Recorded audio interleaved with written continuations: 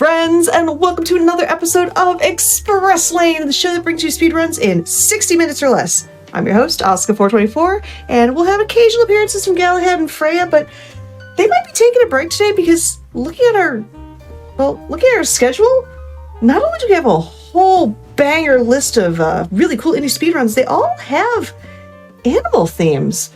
So, I mean, going from last in line to first, we have Crow Country, we have Animal Well, Little Kitty Big City, Rabbit and Steel, DORONKO WANKO, aka Muddy Puppy. And to start things off, we're going to be handing on over to Salami with Mind and Cubs number 21 with some Duck Detective? So, what is this about? Well, thank you, Asuka, for that lovely introduction. Duck Detective, The Secret Salami, is a very new release. It came out on May 23rd of this year, so it is very new. Already has a very active speedrunning scene, though. It's wonderful. But basically, imagine film noir with like a silly story, except turns out it's not so silly. There is salami nonsense about. We'll get to that too in a moment. Cubs, do you want to introduce yourself? I'm Cubsrule21. I have been promised a story about salami. I'm ready, so. Mm-hmm. Indeed. I'm just hungry. We're going to have a story about salami. Don't say that. Please don't say that. Maybe, maybe we can have a salami sandwich. Yeah. Maybe. We'll see.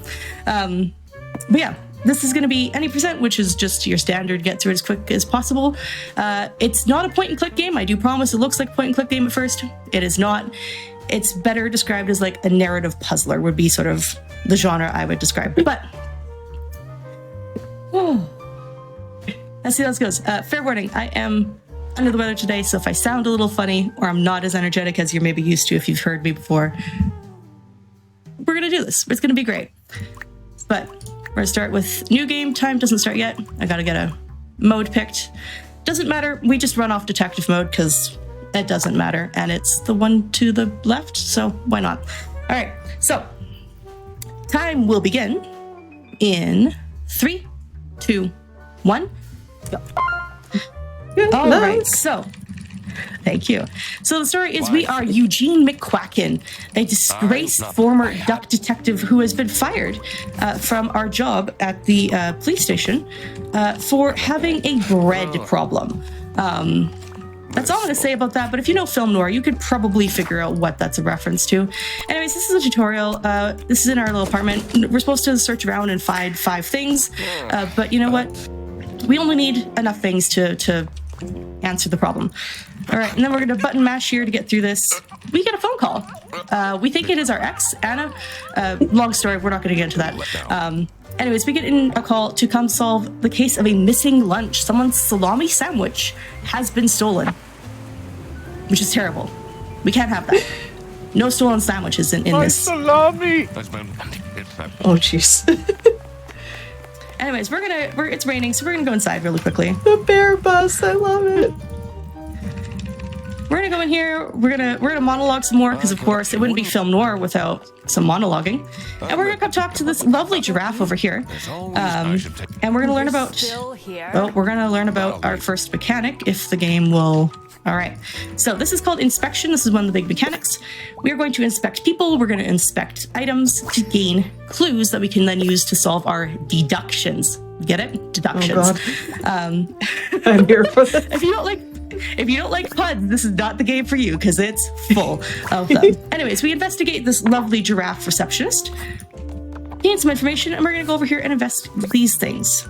The detection for investigation can be a little finicky sometimes, especially as you're going to see for the next 2 I grab. They're right beside each other, and so sometimes the game decides to rapidly jump between the 2 of them and therefore latch on to neither. It's very annoying. All right, so we're going to learn about suspects as well. We're not going to fill that out yet because we got to look at this calendar to gain more information.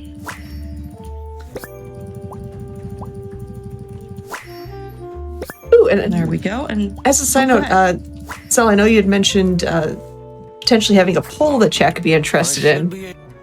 Yes. We have it currently active, if you want to do a quick shout out to what that poll is.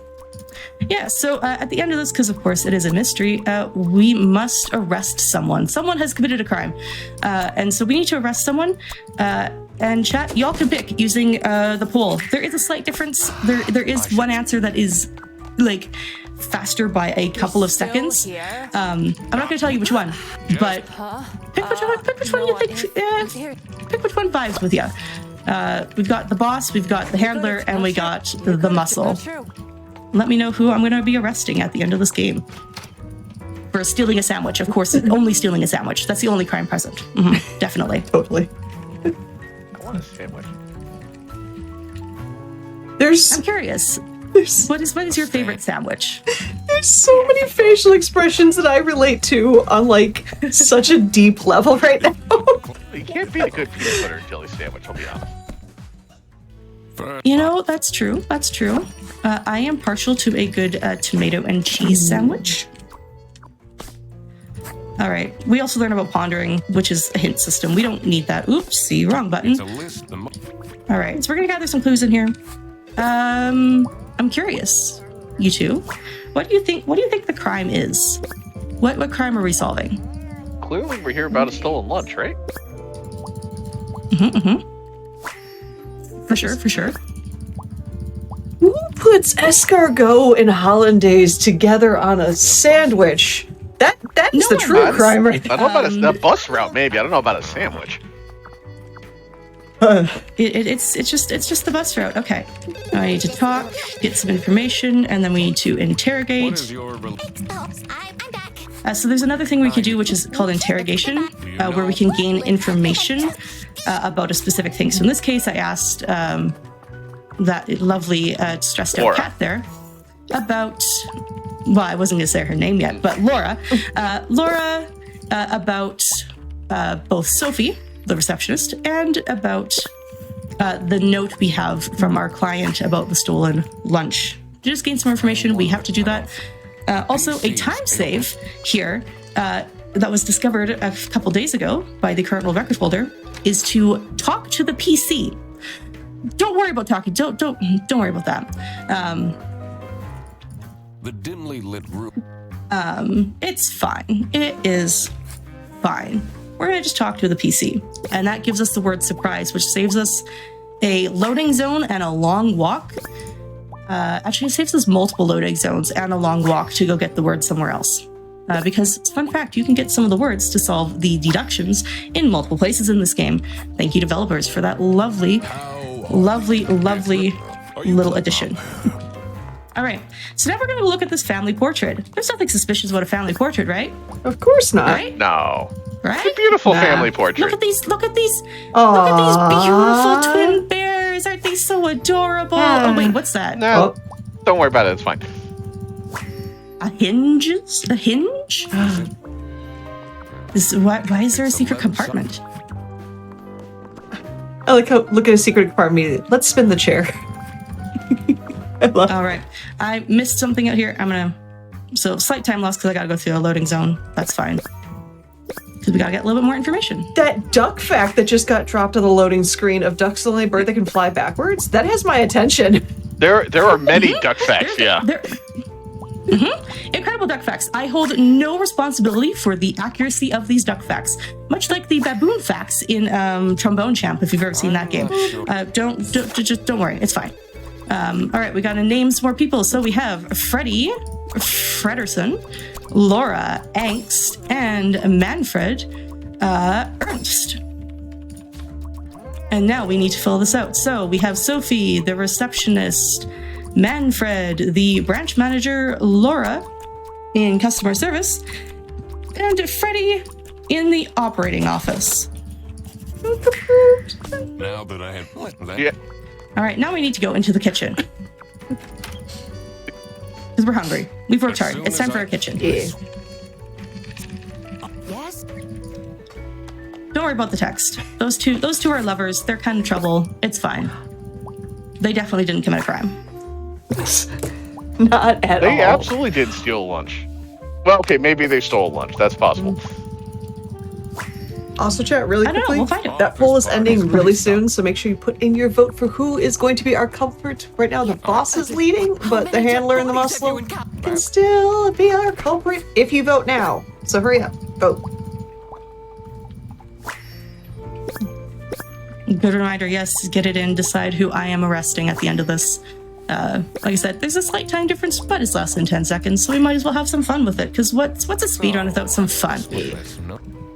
Alright, so we investigated the scene of the crime, and we have learned that the Salami bandit stole a lunch and left a note. So now we need to inspect this penguin. This is Rufus, the janitor. They're also a sci-fi fan, also known as a nerd, I believe. I resemble that remark.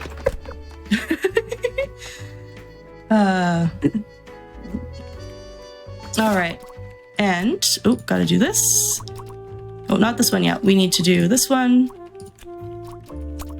Fired because lunch was stolen by the Salami bandit. I forgot. So you can actually do some cuts, some loading zone warps. I've walked out the door. I triggered the door before I forgot I needed to solve that deduction before I left. But that's okay. It takes us out here.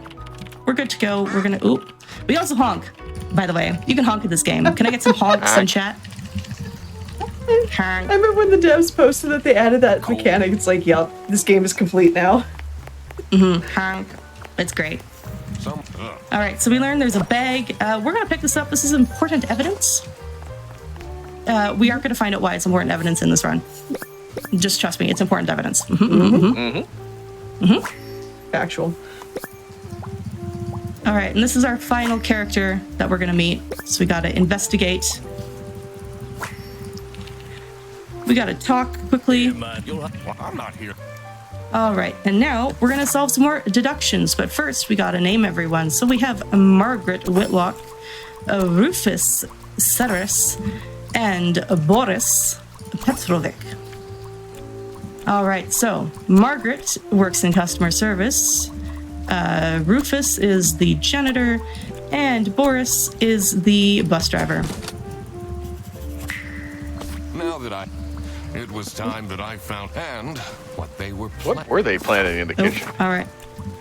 What were they? Well, Margaret is planning a surprise birthday party for Sophie. So don't worry, people haven't forgotten her birthday. It's fine. We're gonna have a happy ending to this. Yeah. For sure. Very happy. We're gonna have a surprise birthday party. Woo! All right, so Freddy is being framed by the Salami bandit because Freddy picked up the wrong bag. I don't know if anyone spotted it, but there was a matching bag by Freddy's desk. When Freddy took the bus back. And now we get a little cutscene. This is the end of Act 1. It's a nice little break for me from button mashing through the text. And we get to learn a little bit about the story. We have theorized a cutscene skip. It hasn't been fully determined that it works consistently. But I will say, if you are a glitch hunter, you like doing that, come join us in the Discord. There's people with lots of theories and things they're testing, but we need some more power for that. We have an auto splitter being worked on. We need some more folks to help test it because more hands on deck is always better with those things. Anyway, Third Back 2. Surprise birthday! Surprise! Woo! All right, so Sophie's gonna open her presents. What did she get? She got a plushie and a necklace and a book and salami. What? Salami. You got salamied?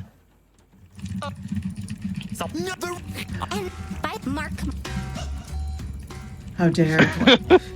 How dare indeed. All right, so we're gonna quickly solve this. Sophie from Laura, Rufus, Boris. Nothing was stolen. So All right, so everyone thinks that a present got stolen, but actually no present was stolen. Instead, there was just an extra present given. This is a really cringy note. It does technically, as we learn at the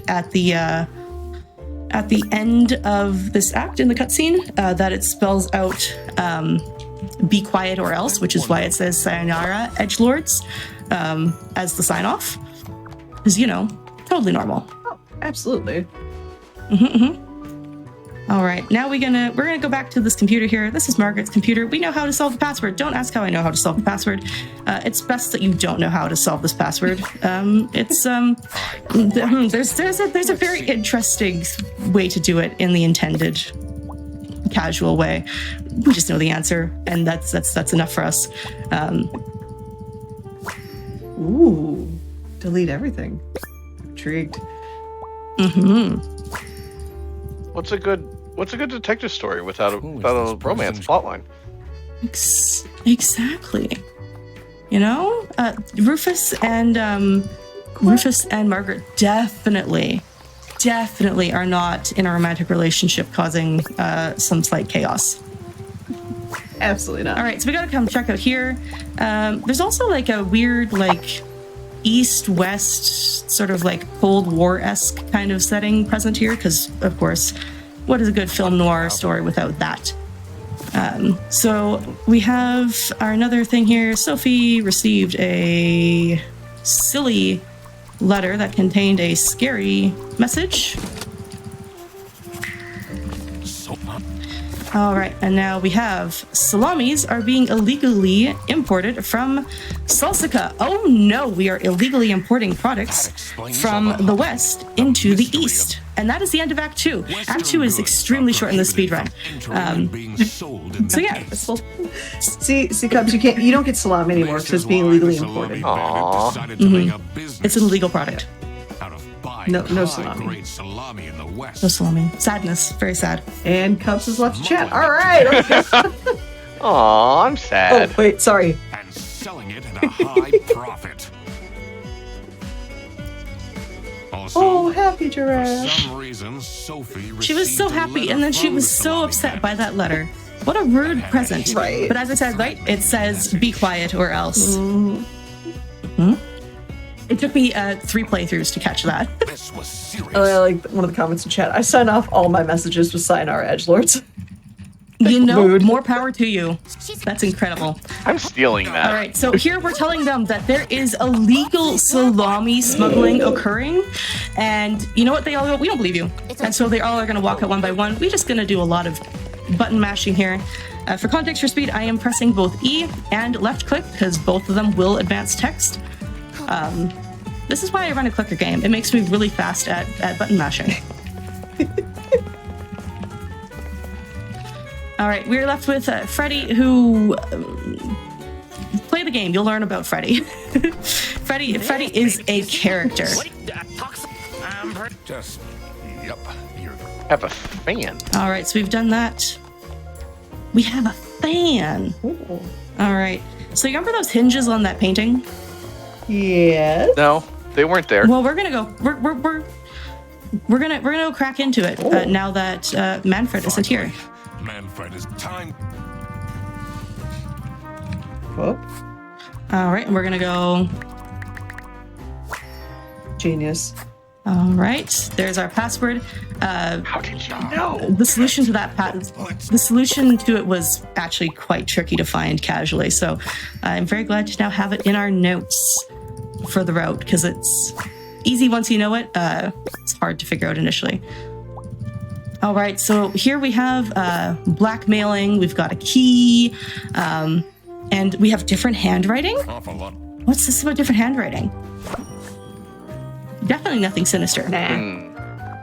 Definitely not. All right, we have a key. This is going to unlock the final room that we have not seen yet, which unfortunately this is kind of the slow part because I got to just walk to get there. Can we But on the appreciate plus the side- walk, though? Just the It little is. The wow. walk is great. It's so great. The aesthetics of this game are beautiful. Anyways, we're going to go into the server room, which Laura is not very pleased about, but it can't stop us. The electric. All right. Oh, And I'm that's gonna so double not check. OSHA compliant. Oh No, it's not. And I'm just trying to think, make sure I have all the items I need. I might need to go back in the one room. Slight time loss. Again, brain is operating not fully quite today. Anyways, we're gonna go back. We get to enjoy more of Eugene McQuacken's Waddle. By the way, did you know folding a duck more than 7 times is theoretically impossible? Did they check that on Mythbusters or something? I feel like that's something that they've done. I think that was paper, not a duck. Feels like a That's YouTube true. episode, actually. Yeah, that's true. All right. I did forget something. We gotta come talk. We gotta come check out Freddy's computer because we gotta get the word kidnapping. Oh, Don't worry about the rest of it. Very What's on it? No, just don't worry. It's fine. yeah, it's fine. We are knocking over everything in our path. There is an achievement in this game for knocking over all of the trash cans. Love it. It's also a new speedrun category, fresh on the board as of today. As So it should be. if you like meme categories, come run trash can percent as it's currently called. All right, here's the biggest one. I need to focus. Rufus blackmailed Manfred to keep him quiet about Rufus illegally selling vouchers. And Margaret, whose customer service is the one who provides the vouchers to Rufus to sell. There's a lot of just corruption occurring in this office. It's a great place of employment. I definitely recommend it. All right, so Sophie is missing. That's the thing we learn. We learn that Sophie's just missing. We skip all of that though, because we don't need to talk about it. Anyway, she's missing. She's in a bus. Don't worry about it being in a bus and not on a bus. It's fine. Anyways, Manfred is Salami Bandit because the Salami Bandit's handwriting is the same as Manfred's. We're solving Whoa. a mystery. All right, and here's our big puzzle solving. We gotta solve a lot of them. Okay. All right, this one. All right, so where is it? Boris, accomplice, importing salamis. All right, and then infatuation. Sophie is the other accomplice because used to date Boris, needed someone to convince Boris into helping. At this point, is there anyone that's not involved in this? Yes. No. Freddie, Okay. who's the one being framed. Maybe? All right, we're gonna free Sophie. Because I did things slightly out of order. We ended up not getting to do the warp out here from the server room, but that's fine. That's more time saved for me. There's been so many new finds in the past few days that it's hard to keep up on the route changes. Anyways, so we're in Bretzel, that's one of the locations, and Manfred just was feeling the poor economy, and so decided to start importing salami. I love this And picture. so it's so good. Anyway, so that's the boss. Boris is the muscle, and Sophie is the handler, for those of you curious as to who was who in the poll earlier. And I believe the boss was the one that was selected. That was what I recall, so... The fastest answer, which is the answer that breaks almost all of our hearts, is arresting Boris is actually the fastest option. But you know what? We're going to get justice for Boris and arrest Manfred, the one who is actually responsible for all of this. I do like it. We didn't talk to her, but there's a character out front that is just complaining about how late the buses are running. And here we finally find out why. Yeah. This any percent skips a whole lot of lore. The first act is pretty much, it's a very optimized route of doing almost everything for Act 1, and then Act 2 and 3 we just cut out like half of the interactions and half of the investigations. So it gets faster with each act. It's great. It's fun. I like to comment in chat. The cursor is actually a duck foot. It is. I love that. All right, so Manfred's getting arrested. Without her, Sophie's not getting arrested. A notice for tech time will be coming up very shortly. All right. The reason this is closed is because Manfred goes on this big rant about how, like, Margaret is faking cakes and Rufus is embezzling and, like, all these problems, and it's just like, oh. Wow. All right, and that is time. GG! So now we get to see the cutscene, this closing cutscene here, a few seconds long. will change. So we see Manfred arrested, but if we arrested someone else, we'd see a different person. And it changes depending on who gets arrested. And it's really great. I love that little detail of that the beak of adjusting. Justice. The beak of Lady, we throw bread to it as well. This is the stats of, I guess, players of, at least on Steam, as who do they decide to arrest. Manfred is overwhelmingly the favorite to arrest. But, you know, you can play it yourself, make your own decisions. There's a lot of lore in this game. It is such a good run. It's so good. Do check it out and come join us. Oh, I'd love more runners. It's GG's. Everyone give some GG's and some honks with those GG's for an awesome start of our animal-themed runs of Duck Detective, The Secret Salami. But normally at this point we'd switch off to new runners, but guess what? If you like Saw, if you like Cubs, you get to get them again! But we are going to take a quick break. Before we do that, I do want to give a quick reminder that any of your subs, your Prime Gaming subs, your gift subs, and all the bits cheered on the GDQ Twitch channel help support Games Done Quick Hotfix, including shows like this, as seen on TV that you just saw before this, and all the other shows in the rest of the week. So if you enjoy watching speedruns, how would you consider subscribing to the channel? So sit tight, or get some water in your system for a nice little hydration break, and we will be back with some DORONKO WANKO. So stay tuned.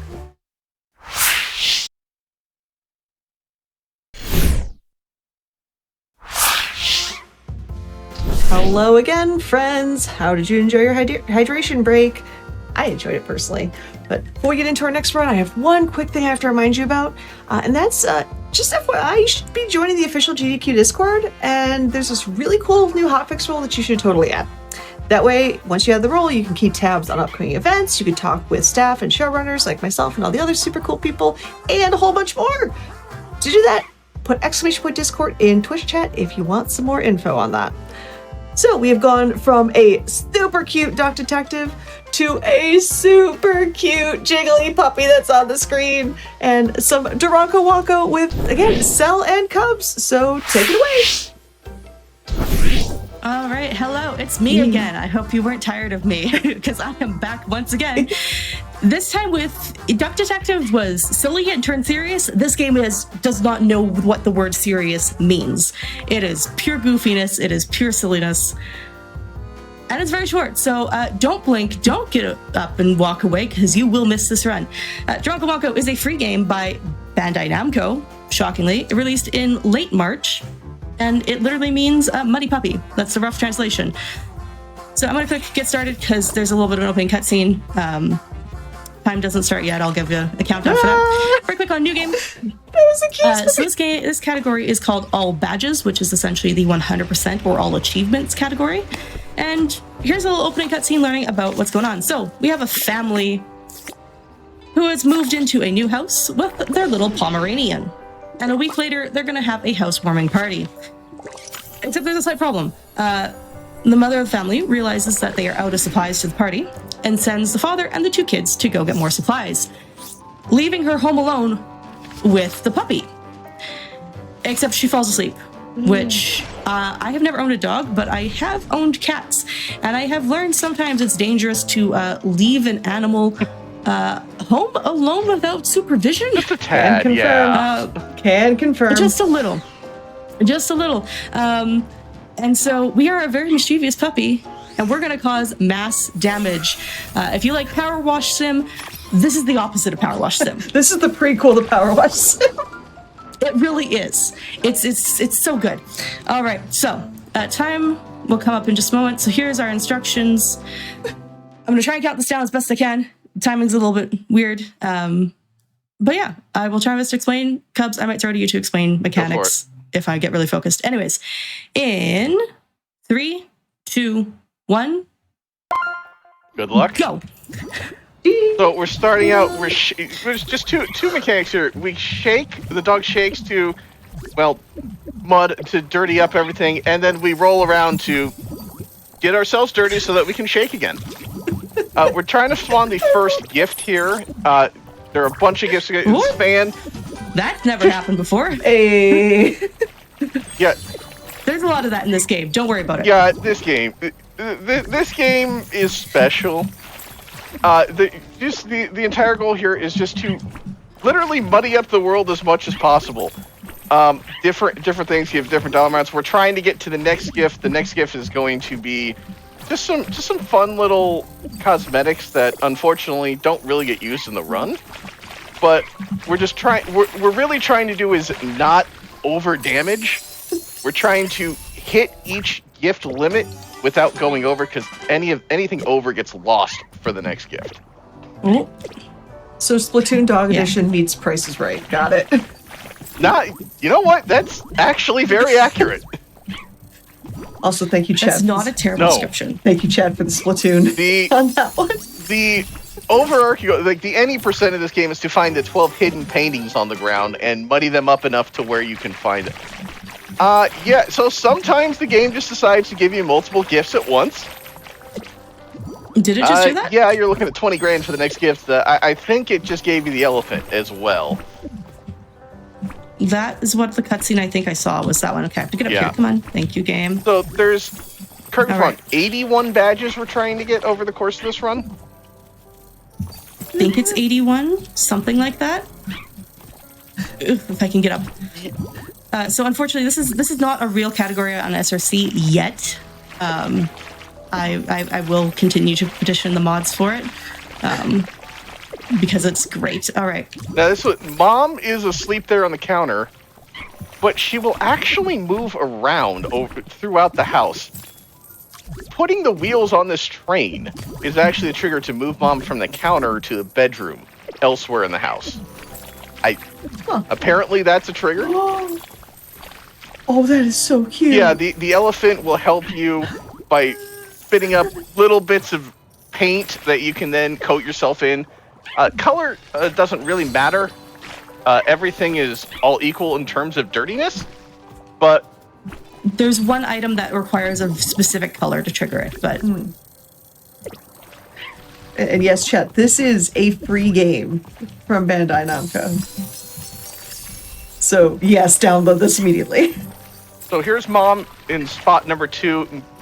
I always question, we're coating her with dirt. She's clearly feeling the dirt, but yet doesn't wake up. It's fine, Hey, I wish I could sleep that soundly. right? never underestimate the power of a tired mother. There. A tired dog mother, too. So we're knocking over several bottles of champagne, because, I mean, it's worth a lot of money. Why not? Oh, you can also move during cutscenes. That's fun. Wait, You can move, What? but What the- you can move, but the camera decides which way you go. At the moment the cutscene changes, whatever direction you're holding, that changes with that particular camera. did you just become Full Metal Alchemist with that circle? Don't worry about the summoning circle. worry It's about fine. Okay, It's there. okay. It's just there. It's I'm fine. gonna trigger that. Yeah, so we have 6 of the 12 Okay. paintings we're gonna need. Also, this game is wildly inconsistent, so sometimes you just improvise the route. I am somewhat improvising right Here's now. Mom number 3. Triggering Mom is hitting that bottom switch in the wine cellar. Sure. All right. Oh, Yep. that's an interesting spawn for By that. the way, if hello. Let's go. sure, we'll take them both. If you like the elephant, you'll love the whale in a moment. We're gonna first do these. Yeah, this particular hidden painting is notoriously hard to hit. Woo! Nice. Ooh, well done. That triggered so fast for me. I appreciate that. Thank you, game, for being nice for Hotfix. Appreciate you. Love you, game. We're gonna. All right, there's achievements for rolling and shaking, so I'm going to do that during this cutscene. You can move, but you risk falling, and we don't want to do that. Instead, we're going to do a hero landing, and we're going to go wee, boom. For some reason, you have to be dirty for that to actually trigger. There's a couple of them where they won't trigger unless if you have a clean puppy. All right, we're going to come do the kitchen quickly, because I need to do the kitchen still. Oop. If I don't slide off. Surfaces are slippery with paint. We should really have a caution sign. Mom has also transported back up into the chair. As you Of do. course. Did I get I'm not tasty? Okay, I'm gonna do a quick badge check. Kitchen. Did I get I'm not tasty? Yes, okay. Resume. Still missing chores after dinner. Yo. Question chat, why is there a summoning circle? Nope. Nope, Yep. don't ask. Just It's there, don't worry it's about fine. it. don't ask, just pup time. It's fine. Just enjoy the doggo. It's a Just cute little enjoy. doggo. Ooh, okay, come on. Oh, there we go. Knock those off. Give me the achievement game. There's more stuff on the Please. counter. Okay. Well, we will come back through there. It's fine. We're gonna go do the wine cellar now, and up here because we gotta do some stuff up here. All right, this is the one that is specific. Yes. Boom, there we go. Let's go. Doggo is cute. How do you feel about Doggo with knife? That sounds like a video game on its own, and I'm here for it. Yeah, Oh, kind if I of. can grab the correct thing. Oh, drop that. This is very finicky because it's really small. Yeah. Hey, there we go. Hey. Let's go. Hey, Good we night. have gained 10 attack points. Hooray! Yes. It has no impact on the game at all, where how much money we earn. But you know what? We just gain bonus attack points. For all It's the attacking we're fine. doing, We yes. don't need to worry about it. All right, we're gonna do a real fast badge check because something feels off. Nursery is complete. All right, let's go. Wine cellar. Yeah. You know, Anyways, we're gonna this jump is down such here. a great wine cellar, if- isn't it? There's so many bottles here. I can't wait to try out some of these, you know? Everything's gonna be totally fine and copacetic in the immediate future. I mean, they've got so many oh. Well, they had so many bottles. I didn't do it. Not it. Goodbye, wine cellar. I'm gonna just double check the wine cellar's good. Let's go. All right. So On did the- we spawn on Roombas? Okay. Yeah, we'll grab that quickly. All right. So we gotta stand on top of these boxes. This is very important. Boom. All right. Back to the kitchen because I apparently missed an item in the kitchen. Oh, come on, get dirty.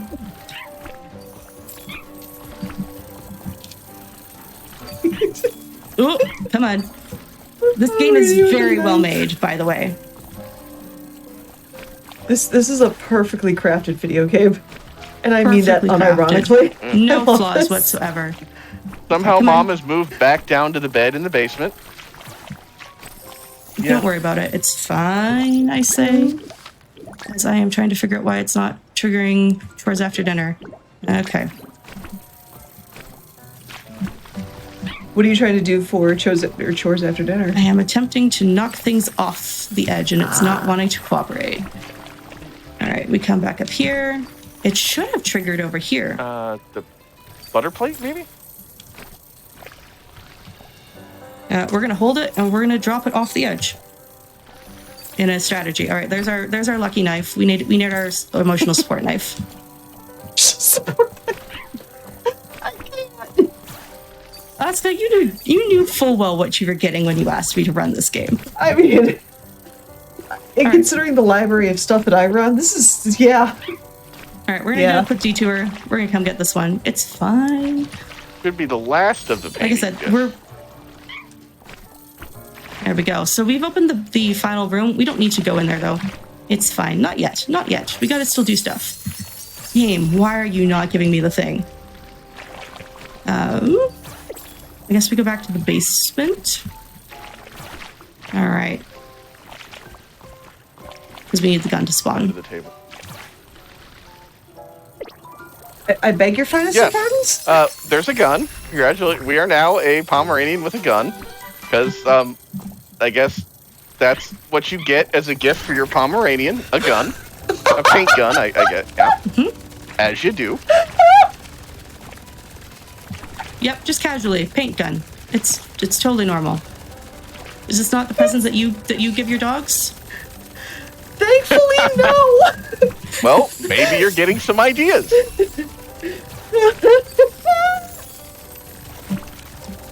Chat, should Asuka get her puppers a I paint wouldn't gun? trust either of your dogs with a paint gun. I will get them I'll get both of them under the condition that I'm allowed to bring, because both of them are coming with me to SGDQ. They are bringing the paint guns to SGDQ. And then I will be banned for life. So now we get this cute little trophy that apparently dumps paint everywhere. It's Oh my fine. gosh. Totally normal. All right, we're gonna see if we can figure out why something hasn't triggered. We're gonna try and get it. If not, also count this run as successful. It's checked. This game glitches. Yes. It's wonderful. All right, we're gonna come down here, and pro strats. We're gonna just shoot in the wall. It's fine. We're continuing to paint inside the wall. It still does damage. It's great. A lot of times you want the game to stop counting your money and actually give you credit for it, because you won't get the gifts that spawn until that money actually goes into the bank account. Game, please. Please. Okay, we're gonna do de-equip everything quickly. Move. Thank you, game. All right, we're gonna. So about that summoning circle. There we go. What? Hi, it's just a golden Pomeranian. Don't worry it's about fine. It's totally normal, and just don't worry about the amount of money going up super rapidly. It's also totally What, you don't normal. have a $20 million gold Pomeranian statue in your apartment? No, I don't. feel like I've been missing out my whole life now. I do need to keep moving, or else the game like freaks out and goes, "What is happening?" Come on. Yeah, and then all of a sudden, Boom, let's go. Final gift. final gift, of course, is a tiny gold Pomeranian statue. It's a tiny. That you can wear on your head. Also, don't my mind me goodness. moving up here. I am going to do a quick all badge check. Kitchen has been solved. Living room is fine. Memory, what's still missing? Museum, visit all rooms. Okay, let's go. We are on to the final stretch. Yeah. Anyways, we're going to the final room. This is where the housewarming party was going to be. That's a great cake, you know? I like cake. Do you like cake? Cake is good. Yeah. I like cake. Oh, I am not dirty enough right now. Let's fix that.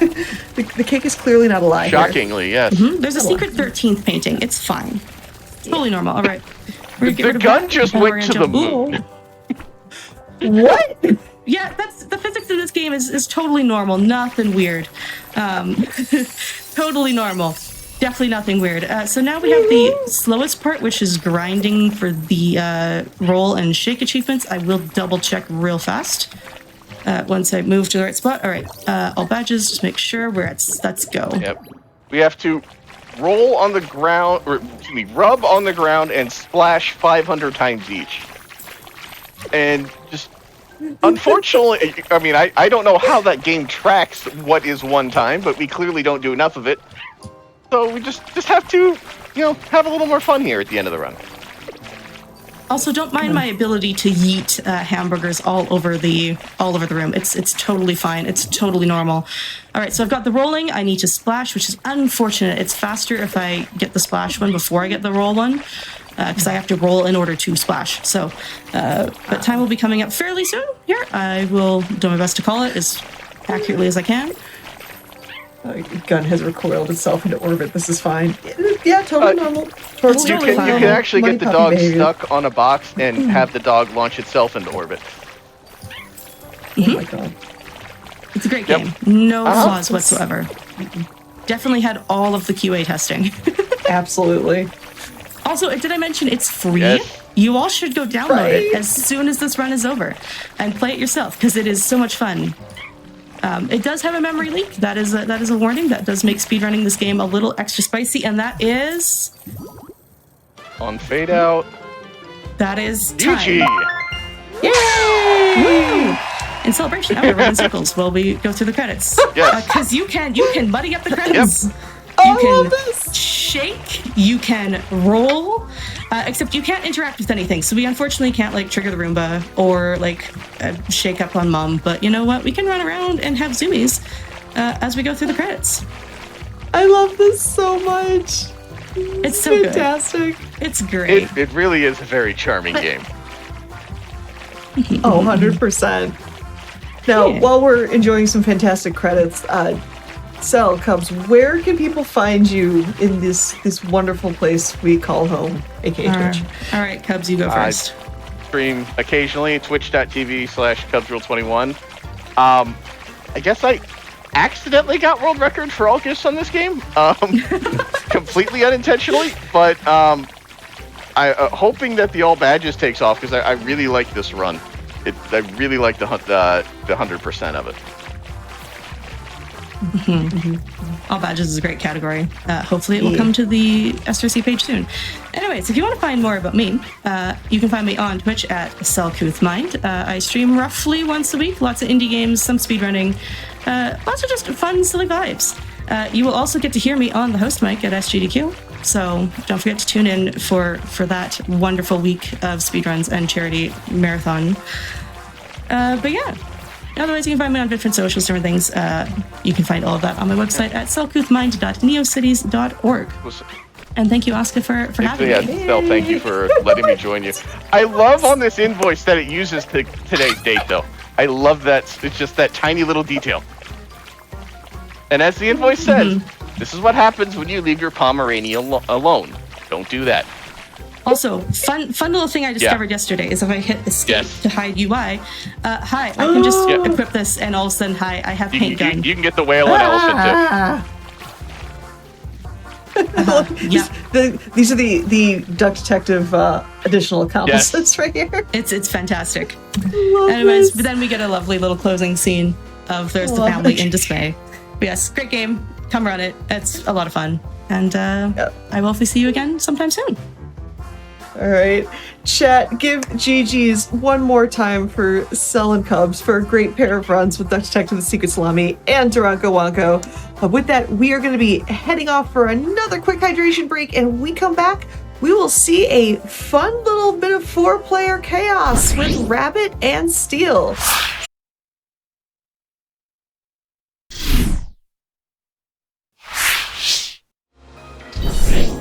Welcome back, everybody, to Express Lane. Now, before I hand you off to the next awesome, absolutely kind of hilarious run that I've already seen or heard what chaos is in store, I want to give a quick reminder that prize submissions for SGDQ are currently open, but they're only open until June 16th, so you run out of time. If you're crafty and you might want to submit a prize to the event, head over to gamesdonequick.com for more info. But with that, we are going to be going to our next game, which is a 4-player hard showcase for Rabbit and Steel. And I'm going to pass you on over to Akko, and she'll be explaining everything and introducing everybody, and it's going to be a grand old time. So Akko, take it away. Hello. I'm Akko. I'm this green bunny here. I'm joined by Court. Hi, I'm the red bunny over here. Spirialis. I'm the blue bunny over here. And Bree. Hi, I'm the purple bunny. And so yeah, as you saw, we're going to be doing a 4-player hard showcase of Rabbit and Steel, which we actually will also be doing at SGDQ next month, which is pretty exciting. Aside from Bree. We love Bree, our European queen. I'll be cheering you I on. don't know if I'm allowed to say that right? one anymore, actually. But yeah, I mean, we can just jump right into it, right? Yeah, and we sure. can talk about the mechanics as we go. So in 3, 2, 1, go. I was trying to sing it. So this is a sort of like MMO-styled raid roguelike. So it uses a lot of raid mechanics where essentially each other are the obstacles, which you won't really see too much here, except you'll see that these line things that we need to stay in, you can see that there's a purple border on that, which means that Bree is carrying it. So we need to be in a certain distance around Bree for that to not hit us. But the main conceit of it is that you have these mechanics that you have to coordinate between each other in order to get through without dying. So Every so often we have items and we all get to pick one. You can like roll for them if you both want one, but generally we just talk about what we want. So I'll take bow. My class Bruiser is always trying to have a buff called Berserk. So Do you know what you want here, Akko? I mean, I'm guessing you want Water Mage, so I'll grab the bell. Sure. Because you're more likely to cast your special multiple times in succession than me. You. And yeah, we each have 4 abilities. You can see what you're seeing right now is my perspective. So you'll see my mouse dragging me around, because you can in fact play this on mouse, on keyboard, on controller, however you want. But we each have 4 abilities. You can see to the left of my green bunny here. The primary is generally a simple damage dealing ability for most characters. Secondary sometimes has some other effect. In my case, using my secondary decreases the cooldown of my special. And the special for most characters is the largest damage dealing ability. And then finally we have a defensive ability, which is equivalent to a bomb in Toho, for example, where it clears bullets around you. What do I want? Yeah, and we're gonna, again, we have another item here. We're gonna be going to a shop where you can upgrade certain abilities and they interact in different ways. So that's the roguelike element of this. Every single run is very different based on the items that you pick up. This is all rough for me. It's not great. Bree, any chance you could take Grandmaster Spear or Falcon Feather Dagger? Grandma Spear. Oh yeah, I don't need the special built in. Here. All right.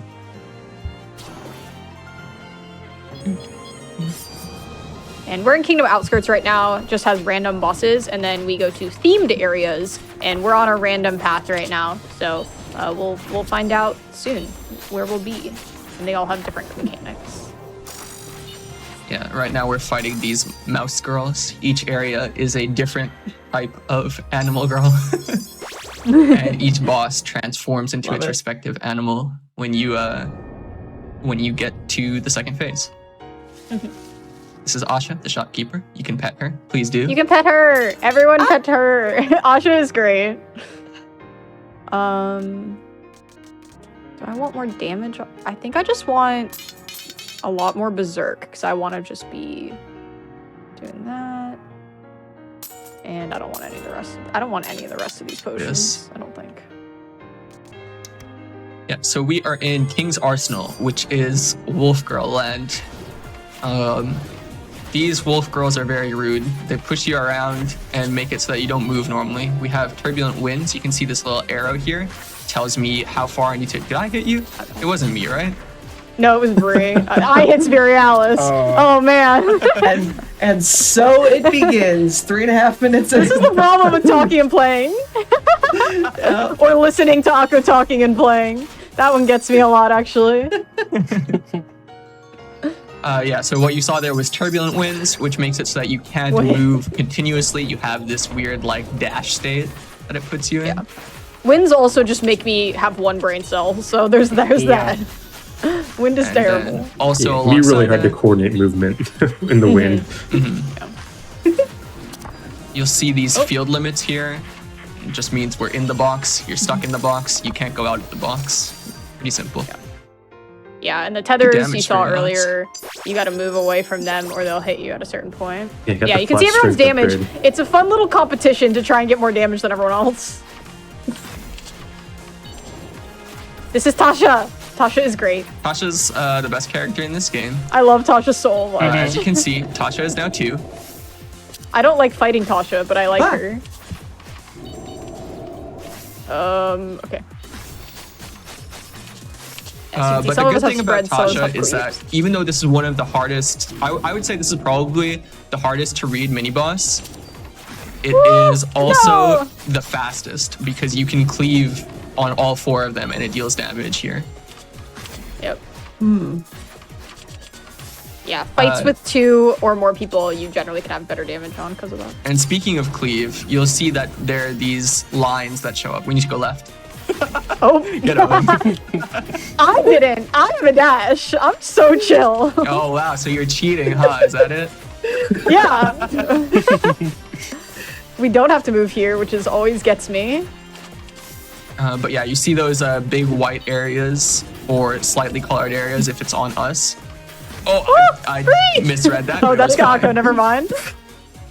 I'm so used to playing with Bree as Ancient. I yelled at her. It was Akko. I'm sorry. Bree is my 2-player duo partner, so we play together a lot. It's Bree, Alice, and I duo on the other side. I'll take crits, I think. Surely Cleaver, right? Oh. I only read 4 of the items. If you know. If you want Queen's Crown, I can take Teacher Knife, Spiralis. Okay, yeah, I mean. Be Also, cool if that were made Spiralis is a outfit. very funny item. You want to talk about that item, Spiralis? The Book of Cheats. Yeah, every time I use my special, which I can do pretty often, it just has a random effect. It can give me a buff, it can give other people buffs, it can change what my ability does. It can do a lot of weird stuff. Oh, Yeah, this is intense cleave time. Hey, very Stone Skin. complicated. That was from Book of Cheats, right? Yeah, that's the only way Great Amos could have gotten example. Stone Skin. speaking of, Yeah. It's like I planned that. Okay, my cleave's going Where this am I? way. Oh, I have nothing. I'm going Oh, far away from y'all. I was in the cleave. I was not looking. Oh! Hi! oh, Yeah. He's attacking us. How dare he? That was so rude of you. You attacked me! I'm yelling at you, to be clear. It wasn't me. It was Spirialis who had the cleave. I thought we were both on top of each other. I think it was me, but I thought it was you for a bit. Okay, that was my fault. It's all good. Alright, so we're gonna see a phase change here. Oh wow, we got it before the second tornado slash. Yeah, we have good damage going on right now. You can skip mechanics if you have like solid damage. Yeah. And now we're Generally, going into phase each two. boss has like one signature move before and after they transform. So in this case, we saw Miran's signature move when she's untransformed, which was the tornado slash. And what we'll see in a moment is what she does to you when she's wolf moding. Oh, I missed my secondary reset because of the invuln stop. Something else that's important is that the lines are not always active. There's a period of inactivity, and that's when we can stand in them. And then this is the slowdown time. You can't invulnerability. Or almost everything has some sort of indicator before it starts doing damage to you. There are certain things like there are certain boxes that we will see later that can have like effects while they're like the only indication is the box and not the telegraph, and we'll see that later. Had Berserk in 2 different types of flow strength. Thanks, Book of Cheats, probably? Like, how did that I don't happen? think it could have given you Oops. flow strength. I would be I had surprised 2 of them, if it though. could. Or did I have, maybe I had Smite and Flow Strength and Yeah, Berserk? it might have been Smite, so I'm giving Smite. Yeah. Yeah, that's probably No, it. this fight is annoying for me as the ancient. So what my character does Yeah. is if you see that little blob friend, that I'm controlling that. So whenever I cast my secondary, the blob friend moves to the enemy, and then my special is cast wherever that blob friend is. So I keep looking at them and getting distracted. if I don't have a secondary available, Miran could just leave from where my special is. Yeah. I just don't deal damage. Yeah. What happens if one of us goes down? Great question. You can revive after, I believe, I think it's a 25-second timer. I thought it was 15. Is it 15 on hard? I think I think it's static 15. I could be wrong. Something like that, yeah. Shorter cooldown, I think, is what I want. and I'm assuming just kind of how the game looks and everything. It has the shmup rules of giant glowing circle in center of characters. What you don't want it touching anything bad. Yep. Yes. Yeah, that's our hitbox. It's very, very small. But You the can't enemies see have it very in the large shop, hitbox. really, but there's a circle on the center of your character that is your hitbox. Very inspired by, of course, Toho, and then the other aspect that, like, MMO aspect, or like the raid aspect, is inspired very much by FF14. Gotcha. I hate this boss so much. I wish I had a nice special upgrade. If you have a spread out, you was drop not an paying orb, attention. and so it's. I also forgot to buy a mean. heal. Okay. Okay, you're It's fine, fine. probably. We're on hard. Yeah, there's 4 different difficulties in this game, and there's a pretty huge jump in like actual difficulty between each tier. But yeah, I didn't finish answering. If someone goes down, you still do the raid mechanics. So it is very easy to screw over your entire team if you just die. Body do mechanics, and it's really sad.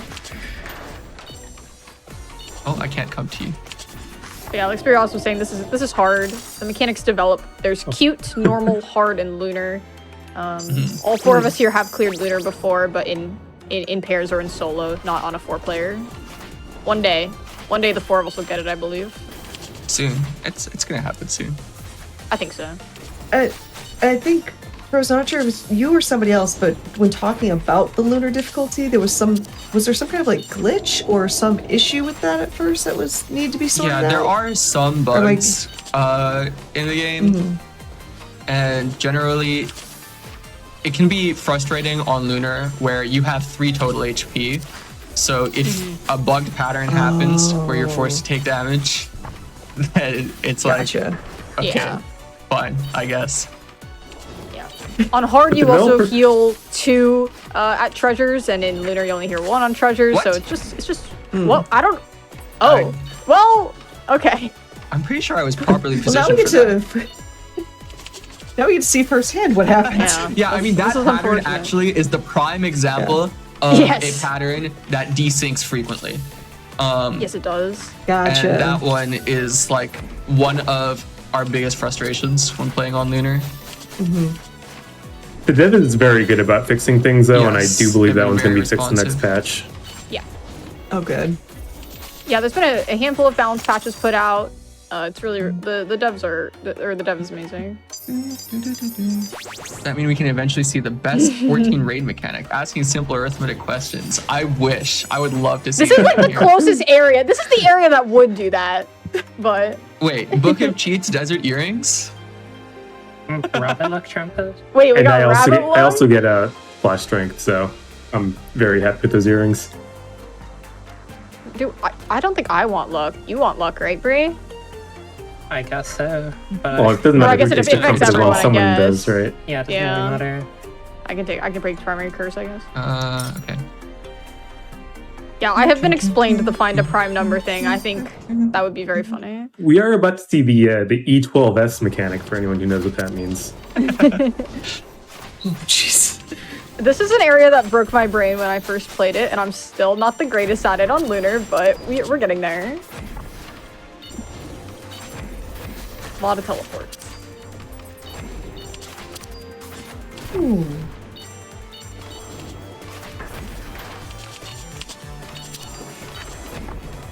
Barely made it in there. Someone got hit. I got hit. It's Yeah. fine.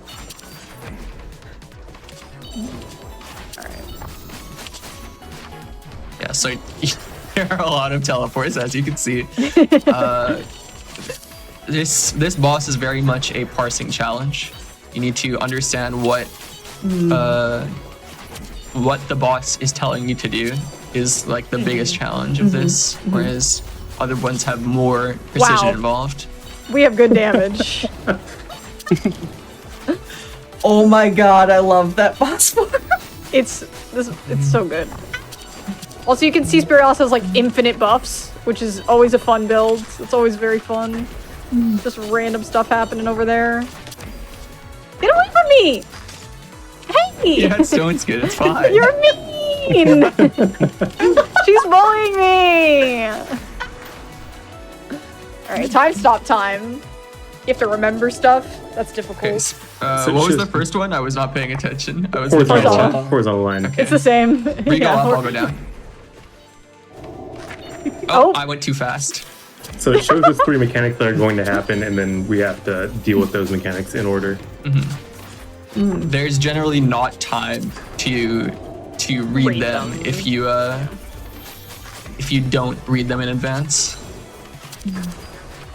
We're betraying our rule of red go right because we were already lined up.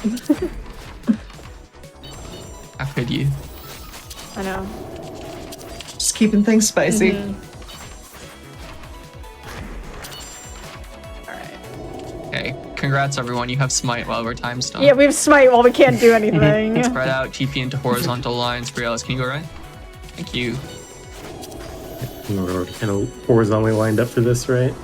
Yep. Yippee! And hopefully we just kill before the next time stop. Oh, but I wanted to see the mechanic. That's unfortunate. People will just have to play the game. Yeah, this fight's super cool, especially on It higher is. difficulties where Yes. the time stop mechanics get pretty complicated. Yay! Nice. Love the blasting off mechanic for the boss. I know, it's so good. It's really satisfying when you're like high intensity, very stressed, and then you see him just Alright, Team this Rocket's time I won't blasting off forget to again. heal. Yay! GG! No, I'm not saying yay about her healing. I'm saying yay about me Emerald getting Abyssal special. Rage. Yes. So So- this is the most Ooh. broken upgrade in the game. Feel free to And read I already anything have you want. I already have Berserk on secondary, so Oh my god. Okay, basically what this is you can't use this for 25 seconds, but once you do, you get 40% damage for the rest of the fight.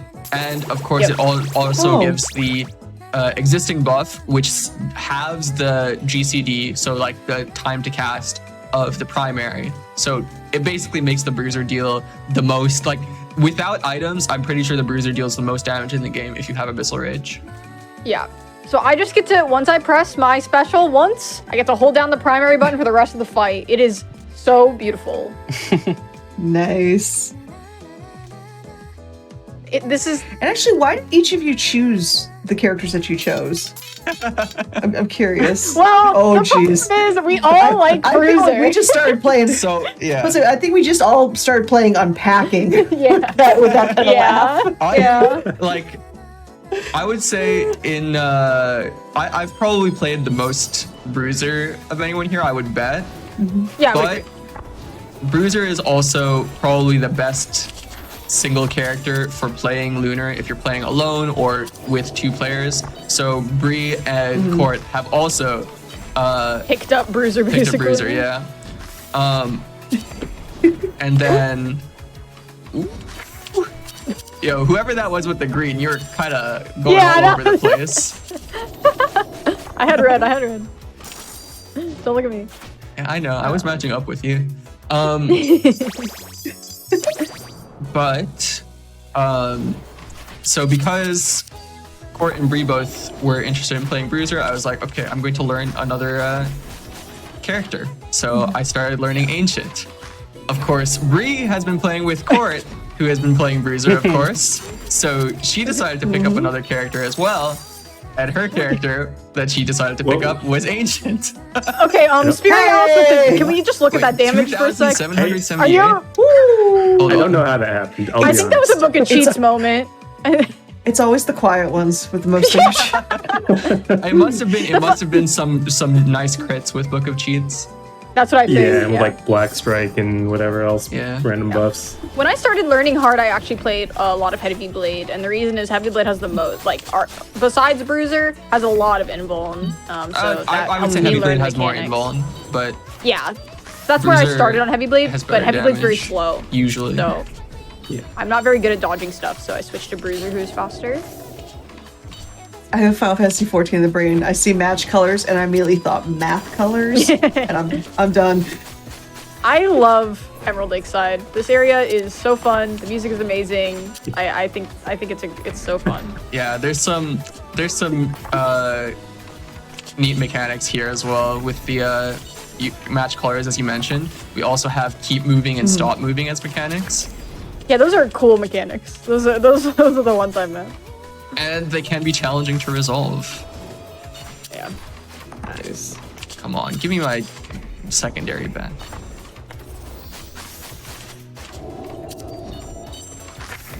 Ow, I didn't get there in time. Oh. Nice. Fine, Spirialis is dealing 1k DPS. Yeah. I'm close. Hold on, I gotta turn up the music for y'all. It's a banger. It's a banger. I mean, Oh, that was the mini boss. We're not Alright. gonna get the music anymore. Very tragic. it's all right. We gotta chill on the shop. Oh a my bit. god, Obsidian Hairpin? This is silly. Spirialis is just gonna out damage all of us. It's okay, I won in the warm-up run. I don't... These are so whatever for me. I can just go faster, I guess. I'm really just like looking for primary damage whenever possible now that I have Abyssal Rage. Yeah, the music in that area is the best. Okay. Alright, froggy time. This is Abby, the Starry Frog. She's become very popular, and now her friends don't hang out with her. That's why she's attacking us. Aww. Yeah, it is sad. The story in this game you can only get by playing single player. It's very it's cute. Actually really, really cute. You should play the game so that you can learn the story. Yeah. Each group has their like own struggle with what's going on and with the final boss. It's really good. Yeah, you were probably like invulnerable and had 6 buffs anyway. So yeah, you can see the match colors and the keep moving, stop moving mechanics all kind of being intermixed here. It's really cool. I'm also moving really, really fast. And moving fast is good for me because I get flow strength when I move around, so it works out. Oh, thanks for the I stone have skin. stone skin. Awesome. So I'm just gonna run around in circles to get my flow strength. Hope this is fine.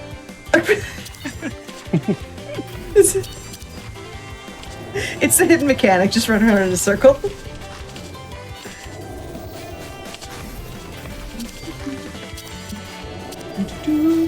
Yeah, and so since I'm quite fast, I try and take the like far away areas when possible. I'm traditionally really bad at self-spacing though, so it can be hit or miss.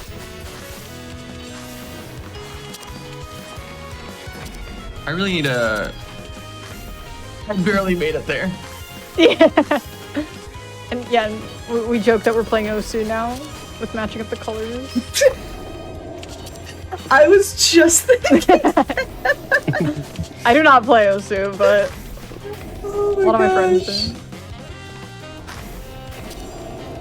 Oh. What? Sorry. That's on me. Nice. Hey, I dealt decent damage. Good job, team. Where are we going next? Oh, this is, oh, we're already. Oh my gosh, I forgot we did. We're on also. We're zooming. Wow. Anything I want here? No.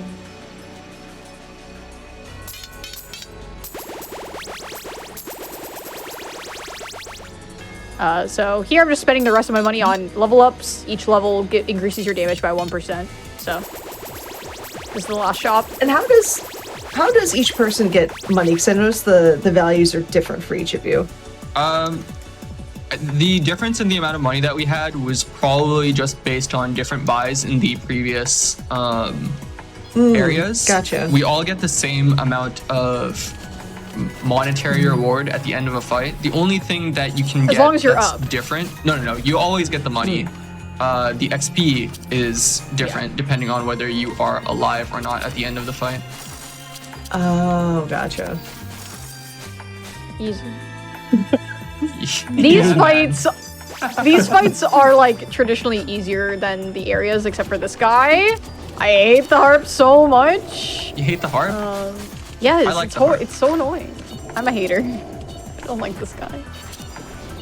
I mean, I'm a fan of a harp, but I play a game the that keep has moving, harp stop music in moving it. is annoying. Plus the spreads, but we do damage. And by we, I mean Spirialis. Hey, give me some points too. I hit 4 digits. Okay. just seeing all the buffs pop up cracks me up.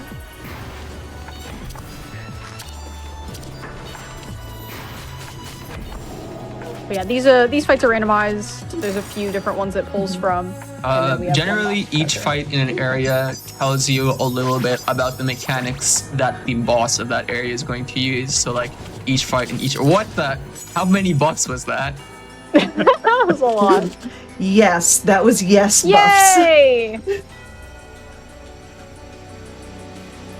A lot of these items are good for me. Gauntlet, Spear, and Pocket Watch I can take if people want. I mean, Pocket Watch is yours. Yay! I guess Tough Gauntlet is also... That's crazy. I guess I'm taking Tactician Rod. So yeah, each one of those taught us a little bit of what some of the attacks here are going to look like. You'll see that, especially that last one. There's an attack that Shira, the final boss here, uses that that is like pretty much exactly like that. And from the back, she looks like a rabbit. True. Like with a D. You know what I'm talking about? Yes.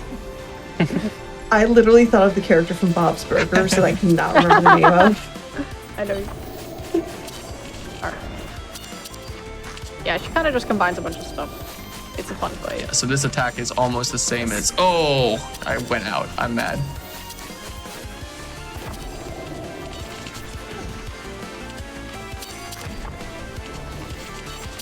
I have so many buffs. I'm throwing for content. It's fine. Calculated throwing. It's fine.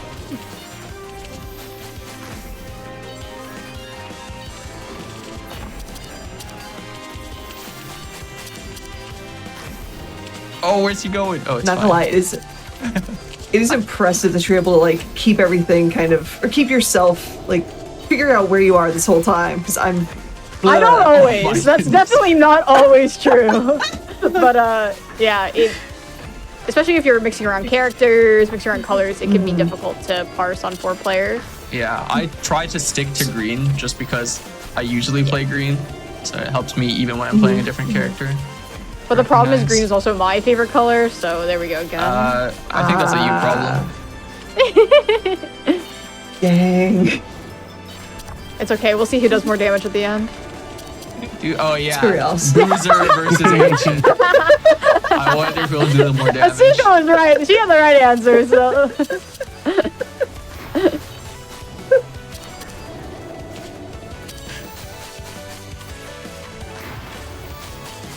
Yeah, there's just like identifying the space zones, being away from each other. And Shira's special thing is that she has an actually unavoidable attack. We talked about defensives earlier. You have to save your defensive or have another way of having invuln like Spear Alice's 7 buffs to not get hit here.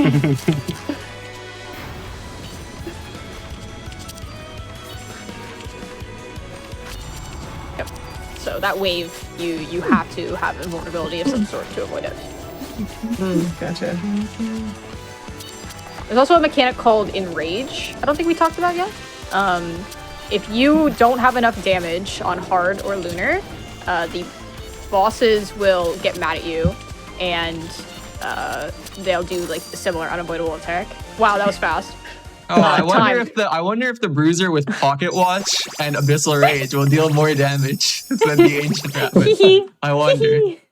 Nice damage. Yeah, what the heck?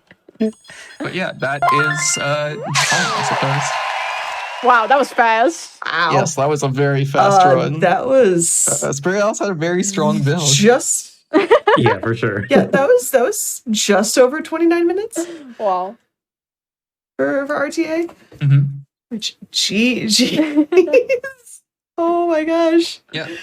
But yeah, that was so amazing. Again, GG's, that was awesome. Where can everybody find you and or like this game? Is there a Discord? Just Yeah. gush about yourselves. You got some time. You can find me at twitch.tv/ako_dt, as you can see on the screen right now. And then there's also, of course, a Discord for this game, as you mentioned. It is the Mino, the developers Discord. And I believe you can find that through the store page. So even if you don't have the game, you can go there. You can check out like, fan art and strats and whatever discussion about the game. And also a reminder, we are going to be playing this at SGDQ, so make sure to come check that out. And we might have some lunar stuff to showcase for you there as well. So you wouldn't want to miss that, right? Nice. But Court, Spree Alice Bree. Yeah, thanks for having us, Asuka. Played this game. It's really, really fun. Even if you've never played a game like this before or done any raiding, I had never done anything like that, and I was really, really rough at this game for a long time. But find some friends to play it with, and you can get really good, and it's super satisfying. And say what you said in chat. Oh, I saw that. This is a PB from us as well. I'm pretty sure that's the fastest we've done. A hard run. Absolutely. Yeah, I think so for sure. I think another thing to point out is that you can absolutely play this game by yourself as well. And a lot of the boss fights play pretty differently on solo than they do in multiplayer. So whether you just want to play by yourself or even if you do have friends, I think it's just a lot of fun to try playing in like both different ways, just to see how different the fights are, because it's kind of just like getting two games for your money, and both are very fun ways of playing the game. Yeah. And then any other quick shout outs or where can they find you? Because I think we're about half done with those. You can find me on twitch.tv/Spirialis. I've been playing this. I've also been playing Void Stranger, which is also an SGDQ, so looking forward to that. I've also been playing Void Stranger, preparing for that. Yeah, Otto is going to be commentating for me, which I appreciate very much. And my name, you can find me at 3:12 AM on Twitch. I've been doing a little bit of streaming of some Lunar solo stuff, but yeah, this is like a super fun party game, and you should really get it if you want it. Like it's really fun and it's really addictive, and I blame Aka for getting me addicted to it. Yeah, I think all of us have over 100 hours in this, I think. I do, think yeah. so. And it came out a month ago, so we've been playing it a lot. It's fine. It's fine. Yes, again, one time, everyone, GG's to all four of you. That was amazing. And additional GG's for the new PB. But for everybody watching, sit tight because we are hopping, I guess, from rabbits to kitty cats with Little Kitty in Big City. So refill that glass of water, take a big stretch, and we'll be right back with more Express Lane. Welcome back, friends, to Express Lane. Before I hand you off to our next wonderful run, which is Little Kitty Big City, I have one quick thing to say, and that's to remind you that our annual Juneteenth celebration will be upcoming this June 22nd and the 23rd. So use !Juneteenth in the Twitch chat to check out that schedule, and it is a banger of a schedule. Also, actually, quick shout out again to Selkuth Mine from earlier, because that awesome, fantastically fun DORONKO WANKO run. That was also a PB, so 2 PBs tonight, which is pretty cool. But anywho, we are going to be heading on over again to Little Kitty Big City with NBZ. So NBZ, take it away. Hello everybody. My name is NBZ, and I'm going to be showing off this lovely little game called Little Kitty Big City. And with me on comms, I have... Me when I'm more. Hello. Hello. We are going to first show off the glitchless category, so we will start that on new game. I'll go ahead and do the countdown. 3, 2, 1, go. Good luck. Thank you. So first thing first, we need to escape a trash can. Because we are a trash cat. And we're going to immediately parkour up this wall, across these crates, and meet the dirty capitalist crow. Ooh, spicy. I fell off. What? Okay. Not supposed to fall off there, as you can tell. Ooh. There we go. It's like playing this, just finding out how like precise and just not easy a lot of these jumps are. Precise, yeah. All right, now this is a new skip that was found recently, so hopefully I can get it without glitching, because this is glitches category. We're gonna try to jump up the back of this fan here, get stuck in the water instead. Not quite. There's another way to do it with running along the rail. That's how Wadamura does it. But I like to go on top of the car. We're going to grab this nice. Just for funsies. We don't need to. This is technically time loss. But I want to give a hat to our lovely cat. So let's go ahead and equip that. Now we're a ladybug. Yeah. Nomura, would you like to talk about this next skip here and how wonderful the water is? I'm already having some nightmares with it. Yeah. But it's called the pen skip, and we just gotta jump above water, and hitbox for this water is a bit finicky, let's say. So we have some magic trick happening a lot of the time.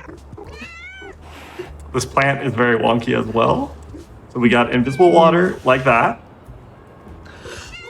And like that. This game is really fun to run, I promise. It's not heavy on the resets at all. No, not at all. Please, game. Please, game. Please. I'm trying to show them a really cool run. Yeah, the early run for this game is really hard. It's like, you know, you have a good skip when you start off by just laughing. It's like, oh boy, here we go. Come on. There we go. Okay, we got it. Finally. Yay! All right, and now we get RNG, which, you know, if invisible water was not bad enough, we have a fisherman who is not good at fishing. So it's going to take anywhere from 1 to 4 attempts to catch the fish, and every runner has their own little, what's it called? Thing that they do for good luck. Ritual, there we go. We did not get good luck. We did not get first fish. My ritual is to just sit here and wiggle my butt. Other people... It's like you're a cat. You're a cat snake now. Other people hide in the bush and meow.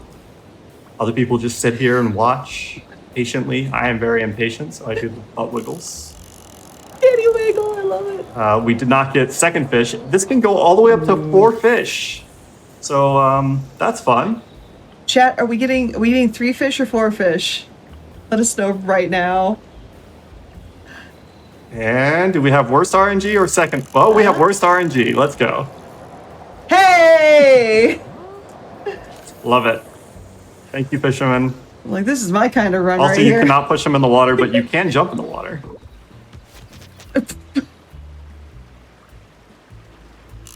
There we go. Here's our fish. It's technically a 50% chance that he'll catch a fish. And... Jeez. I don't think that's true, personally. But if he doesn't catch it within 3 tries, then he will automatically catch it on the 4th. So we got the 4th. Nice. Trip somebody for fun. And now we're going to another pain point of this very short run, the grocery store.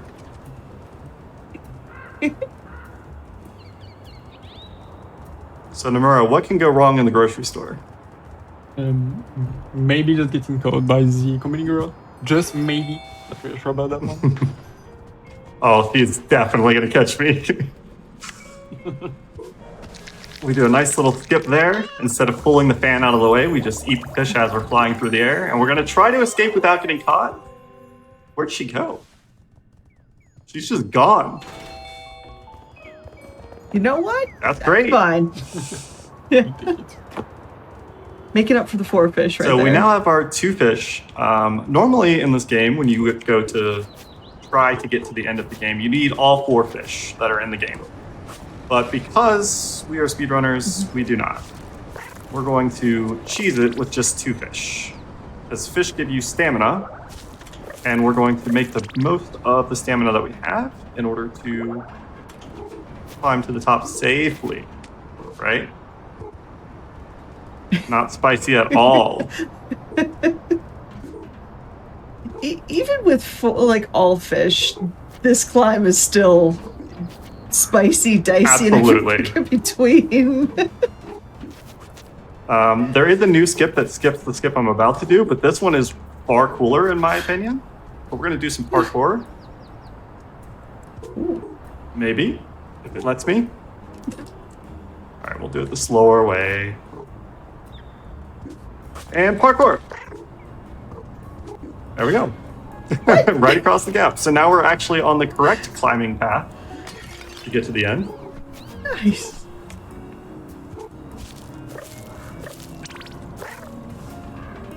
Go.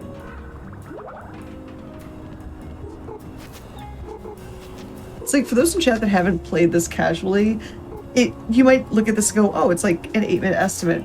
This game, like, I've spent solid hours in like the first section just exploring. Like, there's so much you can do and have fun in this game, and it is so it is cute. well worth picking up. This part's a little scary, but we made it. Nice. It's very easy to fling yourself off the building there, and you fall basically all the way to the ground.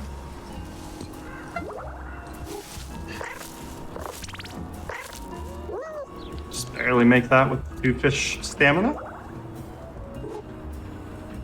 Careful around the top here. We're almost back to our apartment, which is going to be time. Got one more climb left to do. One more vine climb left to do.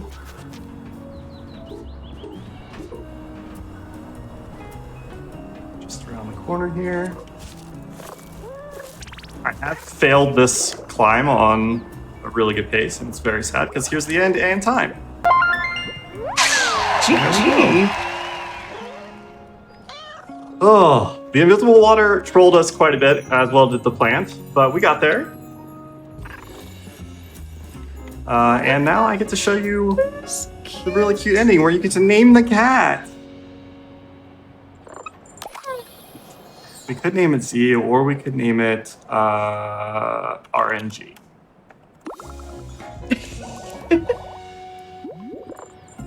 Hey, that's me. And unfortunately, I cannot exit to the main menu until I get through all of this text. So we'll be restarting shortly. Worth it though, because It's it's so cute. Dirty capitalist crow says hi to us at the end.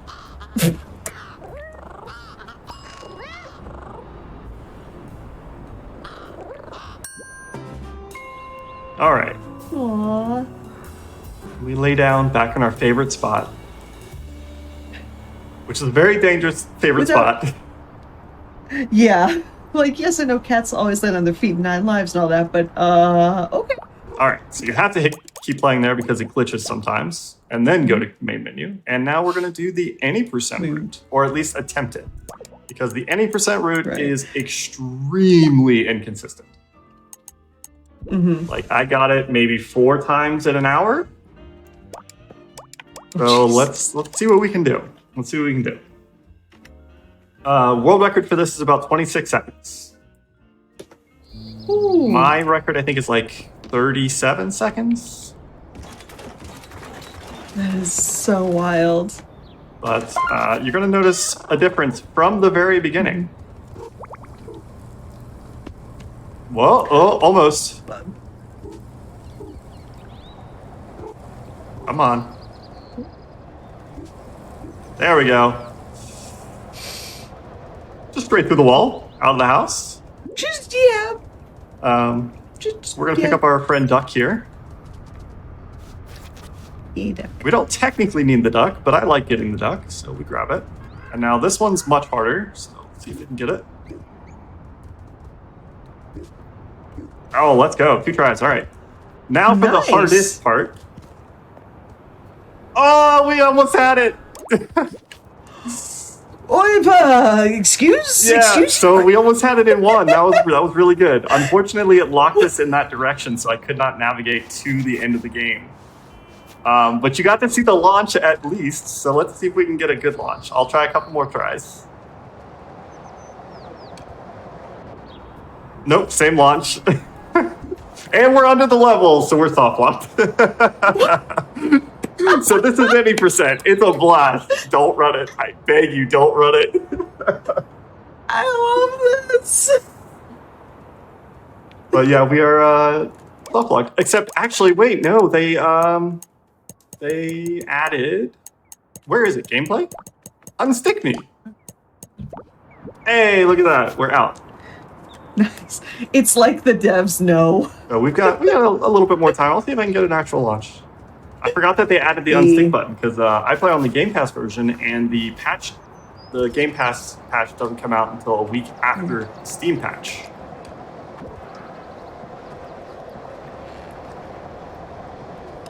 So we're essentially dropping this item right as we hit this ledge, and then going up on this pipe, and it's launching us up through the ground.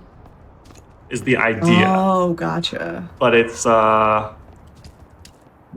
wildly finicky. Wildly finicky glitch in this game? Right? What? Oh, okay. Yeah.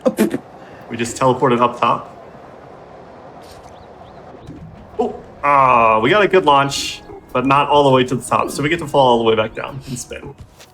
It was a very graceful fall. Let's get Little one more kitty under the launch, city, I and then love if we it. don't get it with that launch, we'll give up. All right. I don't want to take up too much time.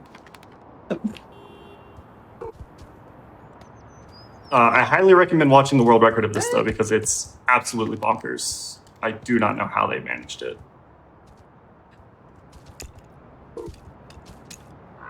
Just getting the launch itself is difficult. No kidding. A different angle. Nope. Nope, we grabbed the wall. Oh, we found the duck again. Don't know where that was. No, it's just not gonna happen. Crouching kitty, hidden ducky. I love it. Let's see. I love that. Meow. What is the dang button for pulling up the wheel so I can actually like sit down? There it is. Okay. Nope, it's still broken on controller. Cool. There we go. I love the names of those. Lie down. Protect this cat at all costs. But yeah, thank you all. That's So Little Kitty cute. Big City, any %. Unfortunately, I couldn't get a good launch, but you got to see some fun launches at the very least. Yeah, and we got to see a soft lock, which I am 100% on board Yes, for. absolutely. That was amazing. But yes, for the two of you, where can they find you on Twitch? What are you doing? And just what are you playing right now? You can find me on Twitch to MBZ. I have been playing a ton of this. Also running Neon Beats, and eventually Little Nightmares 3 when that comes out next year, because it got pushed back. What about you, Nomura?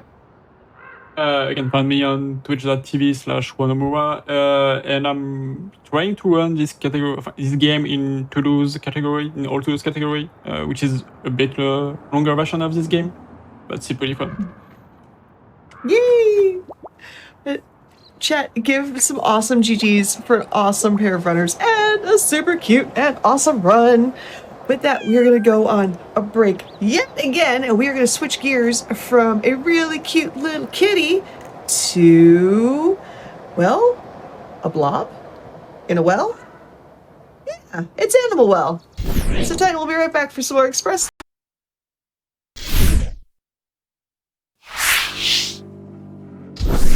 Hello again, friends. Welcome back to Express Lane. Before I head over to the next awesome run, I have... First off, if you missed anything, like any of our shows, any of our events, we have VODs. Make sure to check those out if you head over to youtube.com/GamesDoneQuick. And if you're watching on YouTube, way to Galaxy Brain that. Hi. What you should do is not just press the like button on this video, but you should subscribe to the channel and head over to twitch.tv/GamesDoneQuick to watch these live, because they're pretty heckin' cool. We got some awesome, fun friends in chat. But with that, we head on over to Wed and some Animal Well. So Wed, take it away. Hello everyone, my name's Wed. Today I will be showcasing a little game called Animal Well. Let's see, before we get started, a couple of, I guess, advertisements for stuff that's going on. This game was created by Billy Basso. It's a Metroidvania with a lot of weird, quirky secrets and stuff inside of it. So heavy spoiler warnings. And I will say, if you want to like get into looking at some of like the puzzles or even some of the speedruns involving the game, feel free to check out the Discord. It should be on speedrun.com. It should also be pretty easily accessible most other places if you just look online. And also I wanted to advertise that there is the no flute warps version of this run being run in Games Done Quick by Hackacat in a few weeks.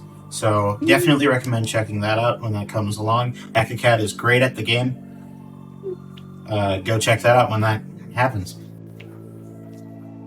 That being said, should we get going? Yeah. Do you want to introduce your commentator before we get started? I am so sorry. I'm here with Talia. Hello. Talia will help to explain a lot of the stuff, especially during the start, while I'm under a little bit of stress. Yeah, a lot of things are going to be going quick at the start, so make sure you tune in for that. Yeah. Awesome. Yeah, whenever you want to start, go for it. All right.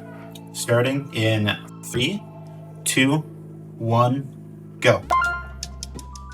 Alright, so welcome to Animal Well. Right off the bat, Wed is going to be going to the left instead of the right, where Squirrel is to get this chest, which is going to give them the first egg. The egg is kind of the main collectible of this game, and it's going to be very, very important at the beginning. Because when you get 8 eggs, it will unlock an item called the flute, which is going to be probably the most broken item in the entire game.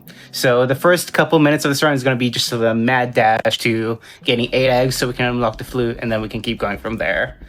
Right here, Wed's going to do a little trick where he's going to get a bounce. Yeah, big bounce from the water there.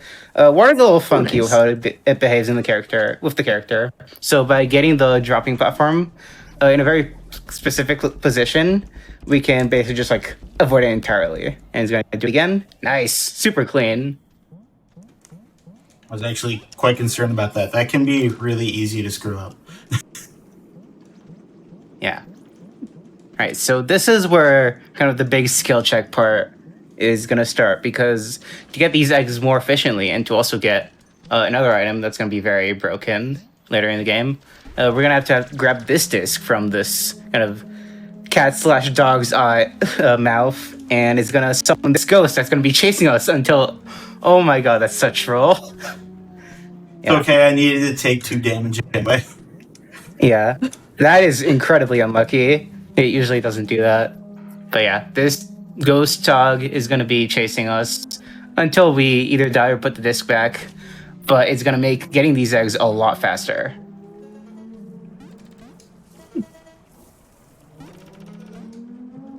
Oh. Water. So does any part of the dog damage you, or does it have to just be the head? It's just the head. And it's only sometimes. Gotcha. I've gone straight through the head before and nothing happened. I don't really think the headbox is just... The hitbox is probably just pretty generous. It's very fluid. And another thing is that when the disc is being used and it's like out instead of being in your inventory, the dog moves quite a bit faster, which is going to make this even harder. Speaking of the disc, going to be seeing some cool movement here, hopefully. Nice, super clean. Yeah, the disc has a lot of sauce. You can. So the main purpose of the disc in these kind of puzzles is that you can activate switches very far away from you, but you can something that most casual players will find is that you can stand on the disc to kind of ride it in the air, and that can be used to like climb walls and spaces like that, which is super cool. Oh, unfortunate. I have to go back and grab it. Yeah, going back isn't too bad. It's a shame though. Yeah, the dog can be a real troll. Absolutely. Yeah, the first part of this run is pretty much the hardest part, I believe. I'd probably say so, yeah. Do you have to re-pick up those eggs again, or the eggs are fine? Yeah. Perfect. Also, something you saw Wed do there is kind of when you're moving at full speed and you can do a full high jump, you can throw the disc around the peak of your jump, and it will essentially snap you on disc. It's pretty precise. The frame window isn't very generous, and I believe it's subpixel dependent a lot of the time, but it going on the disc does move faster than just walking normally, so you're going to be seeing hopefully a lot of that throughout the run. You're probably going to have... Oh, actually, I was going to say you're going to have to remind me to pick up some firecrackers, but I should be fine. Should be fine. I was actually hoping to take more damage on the way. All right, so this is the bubble wand, and it's also going to be a super powerful item. All that damage there Take was a on little bit of purpose. damage. Yeah. How that turned out getting out of there was not how I wanted that. That was really spooky. Yeah, a little spooky, but we got there. So yeah, with this bubble wand, you can summon bubbles in the direction you're facing, but you can also change these bubble jumps if you kind of get on the bubble, jump, and then use it. So that essentially lets you get infinite height if you know how to use it, which is super powerful. And that should be the 8th egg. As you can see there, you can also use the bubble wand to shoot bubbles straight down, which is not used too often, but it does have a few good use cases. And this is the flute, and before I can explain, you are already teleporting across the map. So, a lot of the... also, massive spoilers. A lot of the super late game puzzles revolve around finding a flute code and inputting it to teleport into an area that kind of gives you the reward. But in the speedrun, those are super useful for us to get kind of across the map super quickly. Nice coyote jump, by the way. Yeah, that was wild. Wow. Yeah, we're getting the slink, which is another kind of major inventory item. It's mainly just kind of used to like unlock previously inaccessible areas more so than actual movement, but very important still. Also, it's just super cool to have a slinky as a mechanic. That was, accurate. That was probably the only section of real downtime in the run. All right, big skip incoming. Nice, super clean. So using this damage boost, you can actually skip a lot of like going around, and you're supposed to enter this room from up top. You can see the hole at the top, but with very precise bubble jumps, you can actually go from the bottom. And I think this skips requirements from a couple main inventory items too, which is super nice for this route. Yeah, it makes it so we don't need the yo-yo to get to the iguana. And this is the first flame. So the main objective of any percent is to get all 4 flames, and then it will unlock an area right under this main area where what is right now, and it will lead to the final boss. Oop. I messed up my spacing. Say welcome back to the dog, everyone. They will be on our trip. Hey, they will be doggo. on our trip for a little while.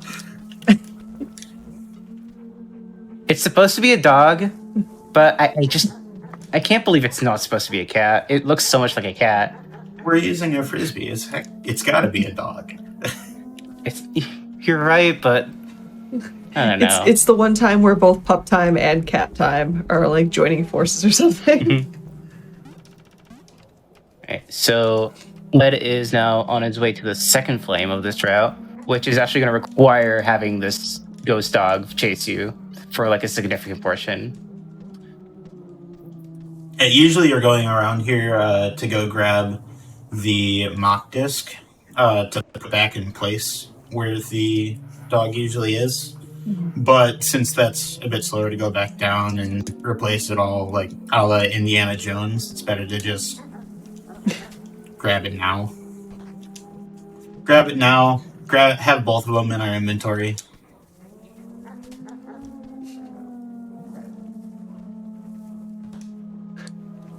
Yeah.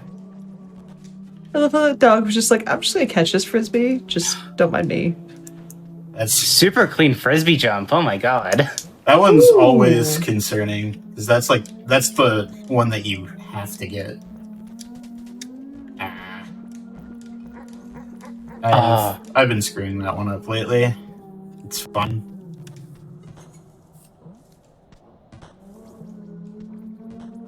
Right. Should be getting close to the end of this sort of section.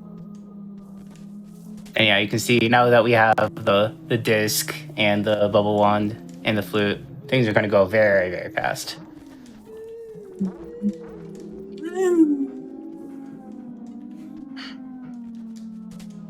Now the ghosts that the big ghost dog's spewing out, is that like random or is that kind of intended right there? Those were just running out of the statues and their consistent spawns. Oh, gotcha. Oh, what the heck? It went back into my inventory.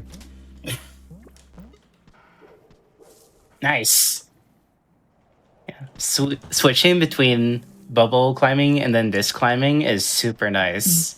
There's also some other strategies that you can use to get up that wall by scaling using exclusively the disc, but it's like kind of awkward timing. All right, so now Wed's going to be transported through one of these pipes into our next flame area, which I believe is the bottom right. Yes. Area? Yeah. It'll be this dark ghost area first, which we will get the next major item of the run.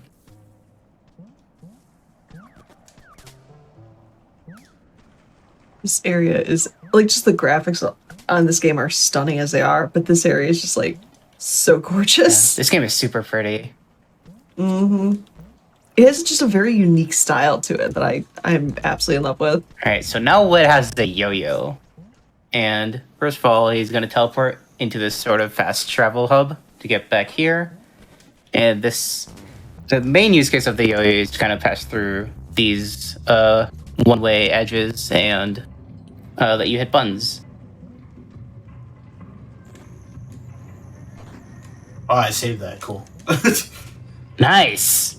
Ooh. Yeah. If the yo-yo falls there during that clip, it's usually really annoying to get it back up.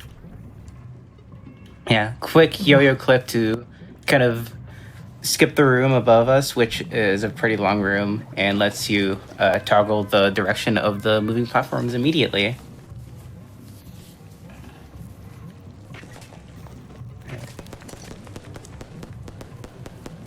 So another quirk about these ghosts is that you can see when Wed throws a firecracker here, they all go haywire.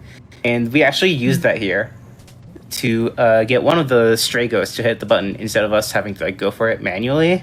And it will make that top kind of yellow button way easier to get. Yeah, usually we have to go like a really long ways around a bunch of stuff. Yeah, this run is just super fast-paced, super kind of jam-packed with tricks. It's super cool. Yeah, and Wed is making them look like so simple. All right, big skip coming up here. It's one of the funniest nice, skips to first me in try. this game. Yeah, so you're supposed to have, there's supposed to be like a whole other kind of event that happens where you like have a big ostrich ball chasing after you to hit all these buttons at once, but with like a very precise slinky and yo-yo positioning, you can just hit all of them by yourself. All right, this is actually the last flame area, which is the bottom left water area, and it's actually pretty scary because there's just a lot of room to mess up here. Nice runoff. Yeah, so you can both get on disc by throwing a peak height, and also if you kind of run off of a ledge, you can time it right there as well. It's just another way to get more speed by getting on the disc. Chest of that penguin. Booty right. blast. Mm-hmm. You're supposed to go around and kind of turn all the little platforms to guide the water, but you can actually just use your character model. A pretty big skip here. Oh. Yeah, this skip is also scary because of... Yeah, I'm being very wary of this whale right now. Yeah, this whale can just one-shot you. So, should be... Yeah, you got it. He can even one-shot you when you're respawning from the water. Mm-hmm. Oh, wow. So, they're not very nice. Yeah. You have times that you just get comboed into instant death and your run is over. Alright, Wed is gonna go for a 2-cycle here. I think that's enough. Nope. He shot in the wrong direction. Unfortunate.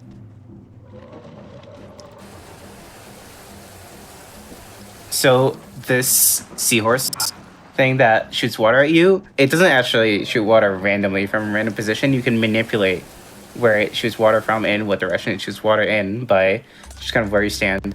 So that's the kind of precise position manipulations that Wed is using right now. And that was the last flame. So we're gonna put all of them back into these little spots and go to the final area. I end up transitioning to the right side of the room there to skip the time it takes for all of the floors to open up. Yeah, significantly faster. All right. The final boss area is pretty spooky. I lost my frisbee. No. Oh. Chad, give a salute for the frisbee that is now lost. All right. Oh, this is cool looking. Yeah. So in this area, there's going to be 3 buttons that Wed has to push in order to access the final boss and get the final major item. He's going to be going to the first one right here while also getting that fast travel point. The main gimmick of 2 of these 3 kind of final area rooms is that you have this rat, I think what it is, that mimics your movements, Shadow Mario Battle-In style, and then you have to manipulate it so it hits these certain buttons at the right time. Alright. Thankfully, we can skip going to the room under this room, hub room, to get that button, because we can just yo-yo under the level to get it.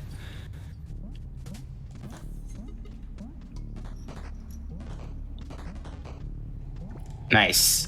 That was clean with the disc jump. Very nice. Alright, Actually, a now super Wood has tight the window. lantern. Super tight window to get all 3 of those buttons on there. Mm-hmm.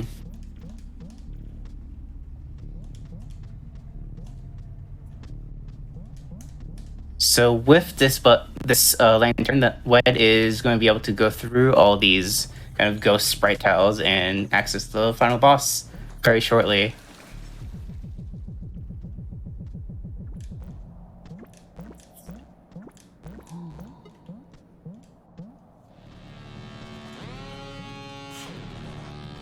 That works. Whatever. Alright. Threw it the wrong And way. here's where the music ramps up.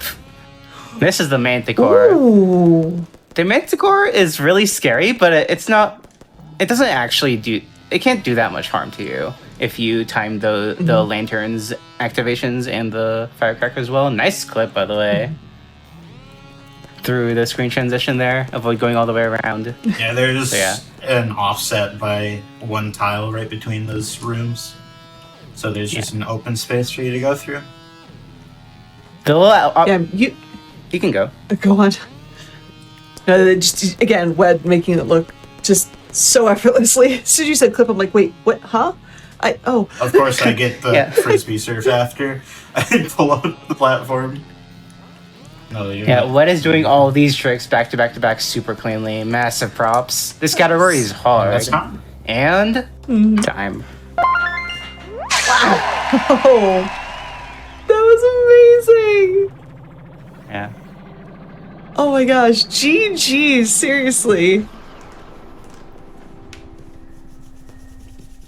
Oh, that's so cool. I love the fireworks at the end. It's such a comfy ending after that stressful Manticore. Yeah. The final boss is called the Manticore, by the way. I didn't even have time to mention that. Yeah, I was hearing it was going. I just liked how it just kind of oozed out of the background. That was cool. It really does just sneak up right when it comes in. Mm-hmm. Yeah. Oh my gosh, but yeah, where can everybody find you? What are you playing? And does this have a Discord or whatnot? Yeah, Please tell everybody. as I mentioned before, there's first of all, there's an Animal Well Discord. There's a lot of discourse going on there, whether you're one of the theory head kind of people that likes looking really deeply into games, or just casual, looking for an experience, looking for help. If you're looking to get into the speedrun, that's also in their general Discord. If you want to see more of me, I speedrun over at twitch.tv/WedSR. This is actually an abnormal game for me. I mostly do PlayStation 3D platformers. If you like Spyro, I do that.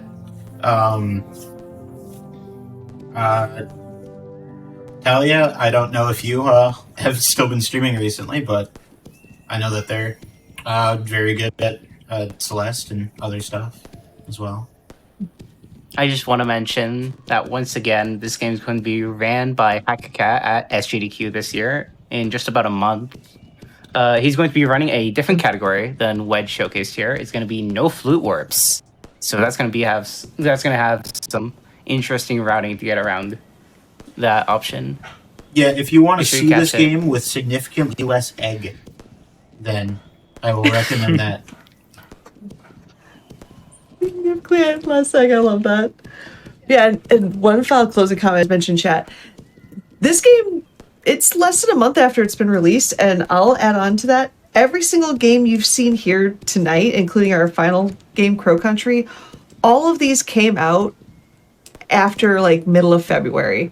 So these are all like very fresh speedruns, and every single person on here is just being absolutely amazing. So again, give GG's to everybody. Again, to Wed, SR, to Talia. Awesome run of Animal Well, but sit tight because we have one more game coming up, and that is going to be Crow Country. So sit tight, and we'll be right.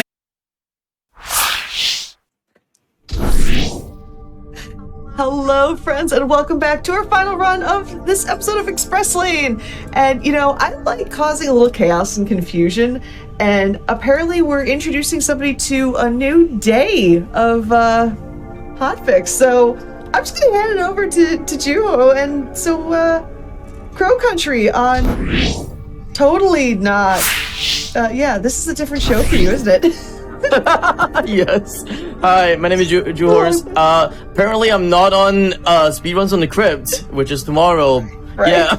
I'm on Express Lane, but yeah, welcome to Crow Country. This is the only horror game out of all the animal games that were showcased today. It doesn't involve crows, but it involves something else. With me I have two better runners of this game, so introduce yourself. Starting with Death Tropes, I guess. Hey guys, I'm Death Tropes. I run this game. I have pretty much since it first came out. It's really cool run. It's very short. It's about 20 minutes. A lot of really fun tech in it. Yeah, it's really good. Hey, I'm Yama. I also run this game pretty much since it came out. Yeah, very short, very fun run. Alright, cool.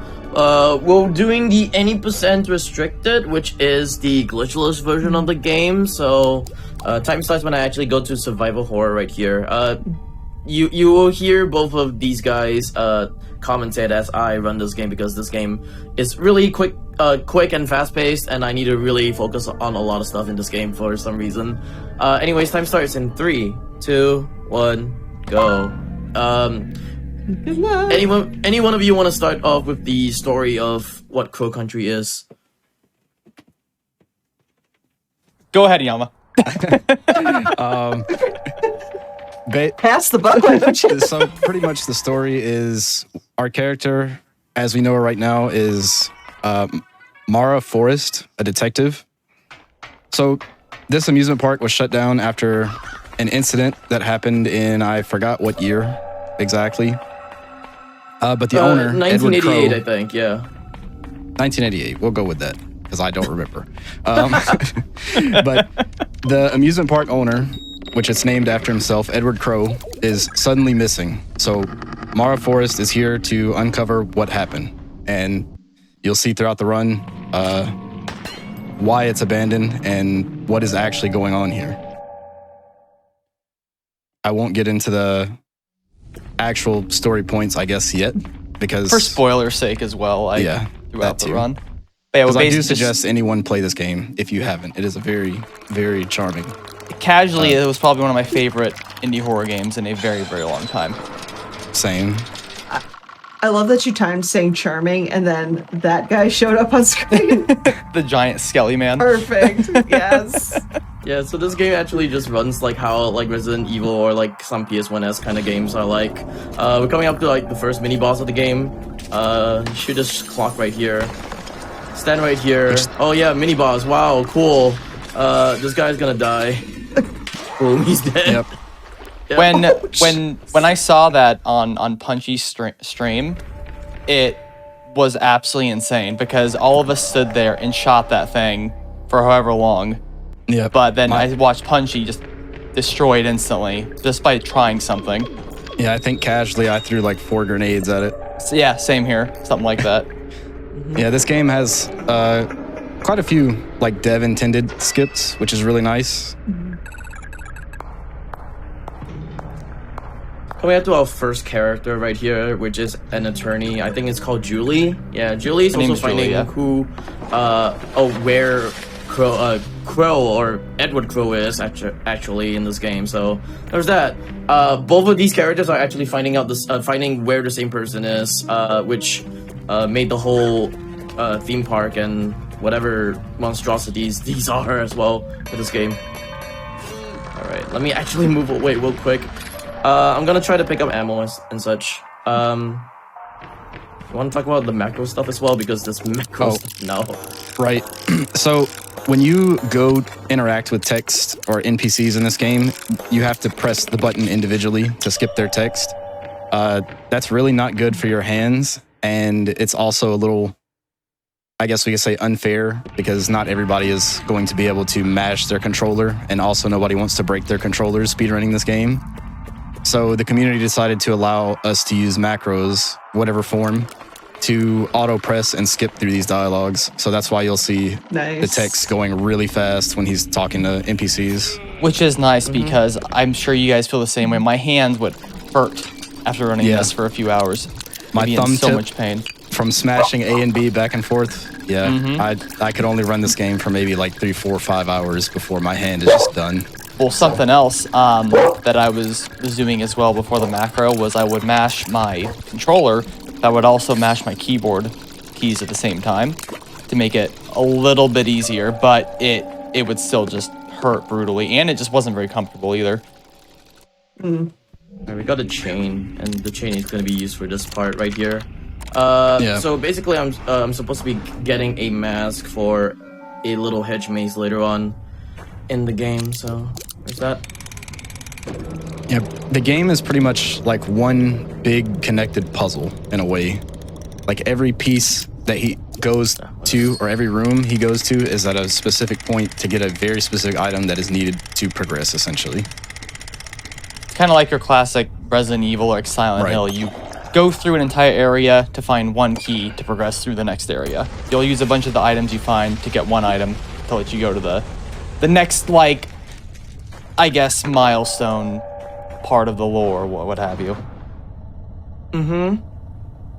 Another interesting mechanic that the devs put in this game is all the barrels you see are like the little like glass bottles and stuff like that. Those will usually contain items that will, for like health or ammo. The game has kind of an internal DA system, whereas like if you're low on an item like ammo or health, the game will actually give that item to you if you have none. Like if you're poisoned, if you shoot a barrel, chances are there's going to be an antidote inside. Right. Same with ammo. If you're practically, there are thresholds, I don't know the exact values, but say you have less than one clip of pistol ammo, you break a box, probably like a 95% chance it's going to be pistol ammo. Wow. Ooh, I forgot about this thing. That's cool. Can I shoot it? I can't even shoot at it. Come on, Juho, you got this. No! There you go. That was weird. I swear that is a true boss of this game. I swear that crosshair was on that like 4 times, dude. Yep. The chandeliers in the maze are very tricky. They are. You have to stand at like a pretty specific spot to shoot them quickly every time. I have definitely reset on that second chandelier so many times because I missed shooting it. Especially because, like... Is that an instant kill if it lands It is not an instant kill, it's but a lot of damage, though. Yes, it damages you a lot. I believe they can do 40 to 60% of your HP. Oh. Yeah, that's a lot. But there's also like an intended way to dodge those. You go to your inventory and it miraculously do not take damage. I don't know why, but like we just banned that. I think that was banned. Yeah, banned in this category. Yeah. Is it allowed in any percent? I think so. I think so. Yeah. Okay. All right, we're gonna go into our next area, the Ocean Kingdom, and this is where the first RNG, big set of RNG in the game is, and we're gonna come up to it in just a couple of minutes here. All right, we're gonna talk to Marvin real quick. I don't remember who Marvin is, but I think he's like he works with Crow. Yeah, there you go. Yeah. All right, cool tech right here. Hopefully, I have enough bullets. I guess. This is my favorite part of the run. Me too.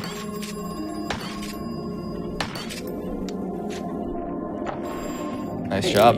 There you go. Very nice. So you get all 4 of those little dragon statue monster things in the restaurant to look at you, and that treasure chest opens to get the silver key, which you need for some very important rooms in the run. And you use First it one to coming turn up on right here. yeah. Yep.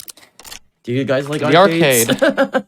The arcade is the biggest RNG point in the run. So you have to play a bunch of different mini games, and all of them have their own little sets of RNG, and you have to get very specific amount of points in each one. Like that one's 2 points, this one is 4 points. And then the next one is the quiz. You have to get just the correct answer. It's pretty much the easiest one and the most God, consistent. I don't remember this one. I don't know why. 5. It's 5. 5? Oh no, I screwed it up. What's 34. This? 34. Okay, C. thank you. See, I kind of like forgot about these. It's okay. Yeah. All right, And this the is final the one. worst one. Yeah, this is the fish shooter one. So skulls can show up. You don't want skulls. You want the red fish or the pink fish. You need to get 8. And this is definitely what causes the resets here. You can deal with the RNG from everything else, but if you just get, you can get like 6 skulls or maybe even more in a row sometimes. I was on wow. really good pace, like really good pace one night, and I got 9 skulls in a row, and I lost like 20 seconds. Mm-hmm. Is there like a 0 skull chance? Yeah, or there you is can no guarantee zero these? skulls. Yeah, there is. Yeah, I've never seen it, but it is I've possible. gotten it Yeah, 3 or 4 times. you saw but it on my side. Like I like once. the casual drop. Yeah, I've got it a few times. What I was gonna say is, actually though, I think that the 0 skulls pattern is slower than the one. There's a pattern that has 2 skulls, but it spawns like 2 fish every time as well. So I think that might actually be faster than getting 0 skulls, but I'm not 100%. It's so rare, it's hard to like compare it. All right. So that puzzle, I'm not gonna lie, guys, never figured out how to actually do that. Like legitimately, I tried for like an hour and I could not figure it out. I was like getting actually angry. Like, Yeah, I so could not do this is the only secret that we actually get in the game, which is a flamethrower, and the flamethrower is actually going to be used in one of the parts for a puzzle. Another dev intended skip. Yeah, I'm just gonna take this just in case. Which is Normally, really I cool just that don't take the this, but sure. devs wanted this game to be speedrun, and I feel like they got their wish with Flying Colors. Nice. Yeah, they said like breakout game. They did. Okay, and we did. That's like saying don't push the red button. Everybody is gonna push the red button. And if they say they're not, they're lying. All right, we met Tolman. I think that's what the name is. Yep. Tolman. He's like the engineer, I guess, if I'm not mistaken, or is it? Yeah, there's some like weird stuff that happens in this place, or they talked about like gold mining and experiments and such. I have like no idea what's happening, but sure. Anyways, second boss of the game, or second mini boss of the game, I guess. Yep, optional boss here. Boom. And we skip it by just inputting code. Bye-bye. So you basically, casually, you would actually kill that boss to get the code, but because we already know it, we just leave. He'll be fine. Fair enough. I saw the medkit was a different color than a previous one. Is that like don't touch that? So there's yeah. Go ahead, Yana. Oh boy. So when you progress in this game, as in like going through doing different puzzles and getting the next sections, the game itself also progresses. Enemies will spawn in areas where they weren't previously, as well as items will be on the ground. And if the items are different colors, they are like trap items. So if a med kit is like purple and you pick it up, it will explode and deal damage. Similarly with ammo, if the ammo is the wrong color or whatever the case. Oh, that is dirty. I love it. Alright, I really need to hear this sound cue. This is gonna be very crucial for me if I actually screw it up or not. If I screw it up, it's gone. It's over. Hold on.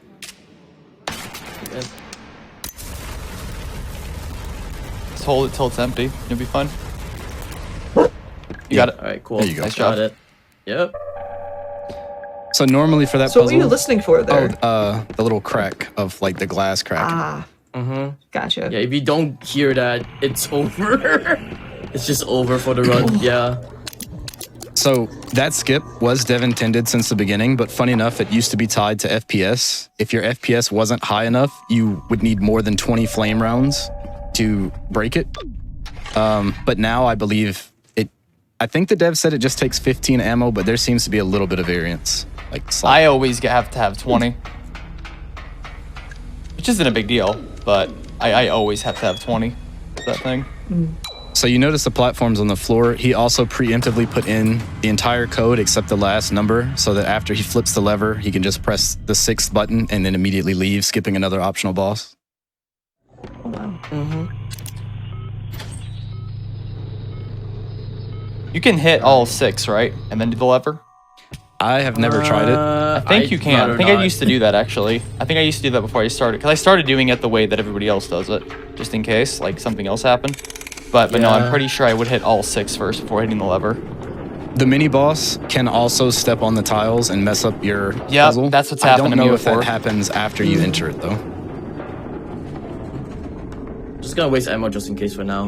It's gonna be intentional for later on in the game. Yep. That big dude standing in the corner can be facing various directions, and Juho got pretty lucky. He was actually facing the way you don't want him facing. Funny thing is, I've never had him block me or anything. Yeah, He's never bothered me. It's not that he'll block you, but if he's facing towards you and you run past, sometimes he'll poke you with his weapon while you're running past, and he deals a pretty big amount of damage. Never had him hit me. Interesting. So this run is actually really good so far. I have not taken. It's a pretty good run. Yeah, like I don't have to take I like think an you only got actual hit once. Twice So far, too? Oh, I didn't see the I think second one, twice. guess. Yeah. All right. This is the Yeah, part that's where we great. just need help for, which is coming up pretty soon as well. Control room. We actually go in. Boat section of the game. We say nope for now because we need help. And You basically go in there to trigger Julia, who we met earlier, Julie. the lawyer. Julie, excuse me. This is like Trigger the her. spots. How did She's she just get hanging there? out. Taking a nap. It's fine. All right, cool. Basically, she says, "You need my help," and you say, "Yep, sure do." Then you meet her over, and funny enough, like she's wearing a captain's hat when you go into the room. I didn't realize that to the last few runs I did. Oh yeah. Yeah, it was if a I could cool actually detail. Show it for a bit before I actually go into the right. It'll show it, yeah. Yeah, There. she's wearing a captain's hat. Sure, just why not? because, why not? Really crazy thing, Monstervore. Yeah, let's mess around a bit. You gotta have fun.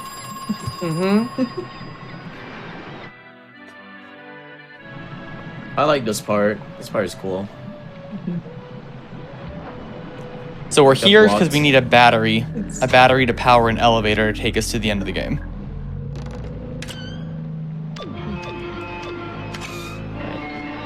Thank God I didn't We get get it from blocked. these mermaids. Battery. Thank you. And lever. And then, of course, it's not just as simple as taking the battery. The battery has no power.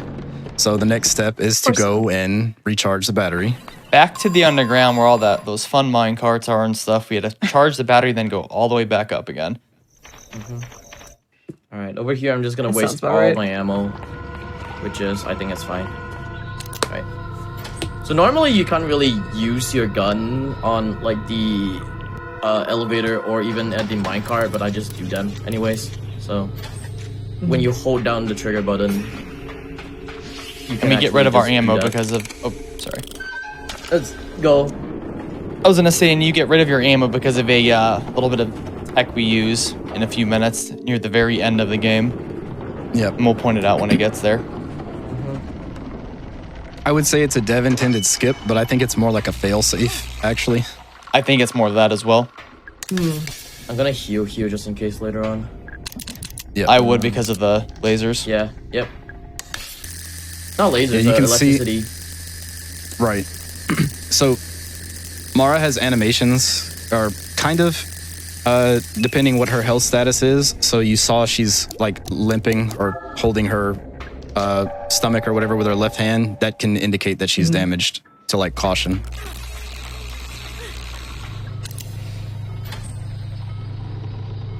All right, Because final during a part of the run, normally you game. don't want to open your menu. Sorry. That's cool. But Can yeah, we final charge part of our the battery? game is that you find out the underground area, the more underground area of this whole theme park, which houses Edward Crow. So there's that. There's a lot of the stuff in the story that we don't really talk about in the run, but like it's like I said, it's just really fast paced and such. As you can tell, it's like super fast paced. Yeah. Almost at the end of it pretty soon. We're just getting shot at casually, it's fine. Bye bye, Crow. Aw. He just walks away. Crow's like, I must be gone. My people need me. Yes. My people need me. Alright, 2 buttons. I hope to not get hit. Because there's enemies in here. A bunch of them, actually. How many runs have died in this room? Yeah, this is like this is one of the most dangerous rooms in the run, especially because in an actual run, you're not trying to heal, so if you have been hit before, you're usually 1 or 2 hit from death there. So there in this room, all those little torches and all those gates would be up if you had any amount of ammo on you in the pistol. But because you have nothing, you just run right through it. Yep. Yeah, it's a soft law prevention. That is quickly becoming one of my favorite just random deaths right Oh, there. it's great. Just the vent coming out and then see ya. Oh my gosh. And it's funny too because with the macro, he barely even makes it in front of the vent before she shoves him out of it. So basically in the story, I think... Who's that guy again? Marvin. Marvin got evil and is like, oh yeah, I'm just gonna shoot you. And then all of a sudden, Julie comes... Oh god, I forgot about this. Julie comes out and is like, oh yeah, hi. What you doing? But yeah, evil What guy a out. thrill. Oh yeah, this is gonna be a 2... I want to say 2 minutes? Well, It's maybe about a 1 minute. Like, yeah, a minute of going down. So, Snake Eater. If any of you guys are fans of MGS, you'll appreciate this. Chad, yeah, There it is. What a I look over and thrill. Chad doesn't disappoint. Chat is on point. I love it. Yeah, this is going down the ladder. But yeah, eventually later on we meet Edward Crow, and we find out that our identity is not actually Mara Forrest. Our identity is actually called... I want to remember this as an Elaine Marshall? Is that what it is? I remember the first name. She was the victim of like something that happened in Crow Country, which led to its shutdown. So there's that.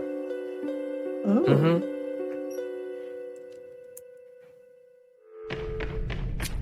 So yeah, we're gonna just like go through like text right here. Shoot this box. All right. This last part of the game, if you have seen me like pick up a bunch of items as well, I've been picking up grenades as well. So these grenades are gonna be used for the final boss of the game. You only need 4, but I'm also hoping to actually use only 4 and not like with bullets as well. Gotcha. Yeah. Yeah, so this You is should where grab that ammo. Pro like explains everything, and this is where you understand who you really are and the plot twist at the end of the game. But with the macro, you just smash through everything, and it's just really... He's just making a lot of gestures that make no sense. There's only one part in the Shaking game his that head you at you. actually just say no to. This is the part where you just say no to. It's him giving you a piece of Fair. paper. You don't really use it at all. Paper that is Like- very plot heavy. Yeah. Alright, I'm just gonna take that just in case. Alright, here we go.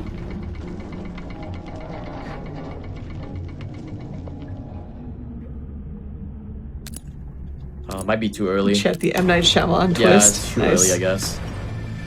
Okay. Hopefully I can do this fight, because this fight is horrible for myself. Yeah, if you miss, I went in way too early. That's what happens. And I had to fight him with like the amount of bullets that I have. He's diving. Yeah, he has moves that give him iframes and stuff as well. Like this one, when he submerges, you can't damage him. You just have to wait. So we're actually gonna do the whole fight, I guess. I'm just gonna shoot these just in case. He'll probably go down right when he comes up. Yeah. He looks like he's mostly damaged enough. There we go. There you go. Okay. Yep. GG's. Time stops when this part right here. Once the vial actually goes away. Yep. You'll hear a sound for it too. Whenever he's able to press the button, there's like a glass sound, kind of. And time. There we go. Yay! And it's Crow Country. Nice. Yeah.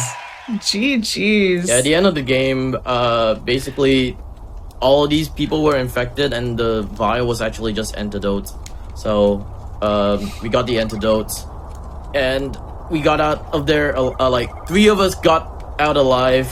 There's supposed to be like 2 other characters as well, which is Crow's daughter, if I'm not mistaken, and another guy. But we just the left them. photographer. Yep. They're optional interactions. You would probably think they're mandatory because you just run into them. Nice. But yeah, absolute GG's. Where can everybody find you? All 3 of you. Go with commentators first. I'll let you go first. Oh, okay. I'm Yama. You can find me on Twitch or any of my other stuff. Yamajugo, YAMAJUUGO. I speedrun a lot of horror stuff, challenge runs, stuff like that.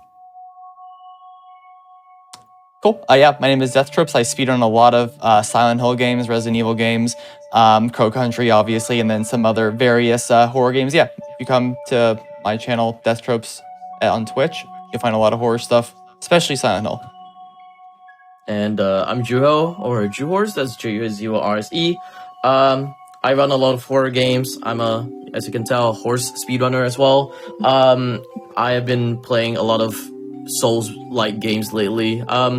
Actually, as well, I just want to shout out a couple of people right here. Shout out to Yama and Death Tropes for being on my couch. Death Tropes is actually going to be running Silent Hill on SGDQ, while I'll be running another game called Muscle March on SGDQ as well. So if you want to catch us both as well, be sure to check out SGDQ as well later this month. Shoutouts to the Crow Country speedrunning community as well, like Luciano, Tay, a bunch of other runners as well that I am just blanking out at the moment. This run is great. There are like a couple of categories as well because of the new addition with Murder of the Crows as well, which is a hard category as well. If you want to pick it up, do pick up this game. It's a really easy game from like A to B. Other than that, shoutouts to my horror speedrunners as well. I love me some horror speedruns. Not speedruns on the crit, but you know, express lane. Asuka, go ahead. Yeah, no, thank you so much for being on. That was so cool to see. GG's one more time to G-Horse and Yama and Death Tropes. All of you are absolutely amazing. Do check out SGDQ in, less than a month. It's gonna be awesome. But just a heads up, tune in tomorrow starting at 7 p.m. Eastern. You'll be able to catch Challenger Approaching, followed by that Speedruns to the Crypt. That might have been mentioned once or twice. But if you missed a little bit of As Seen on TV or Express Lane, don't worry. Guess what? We're going to be replaying it right now, right after this. So sit tight, don't go anywhere, and you will get to see a whole heckin' lot of awesome speedruns. So I hope you all had a really good night, and I'll ask for 24, and I'll see you next time on the Express Lane.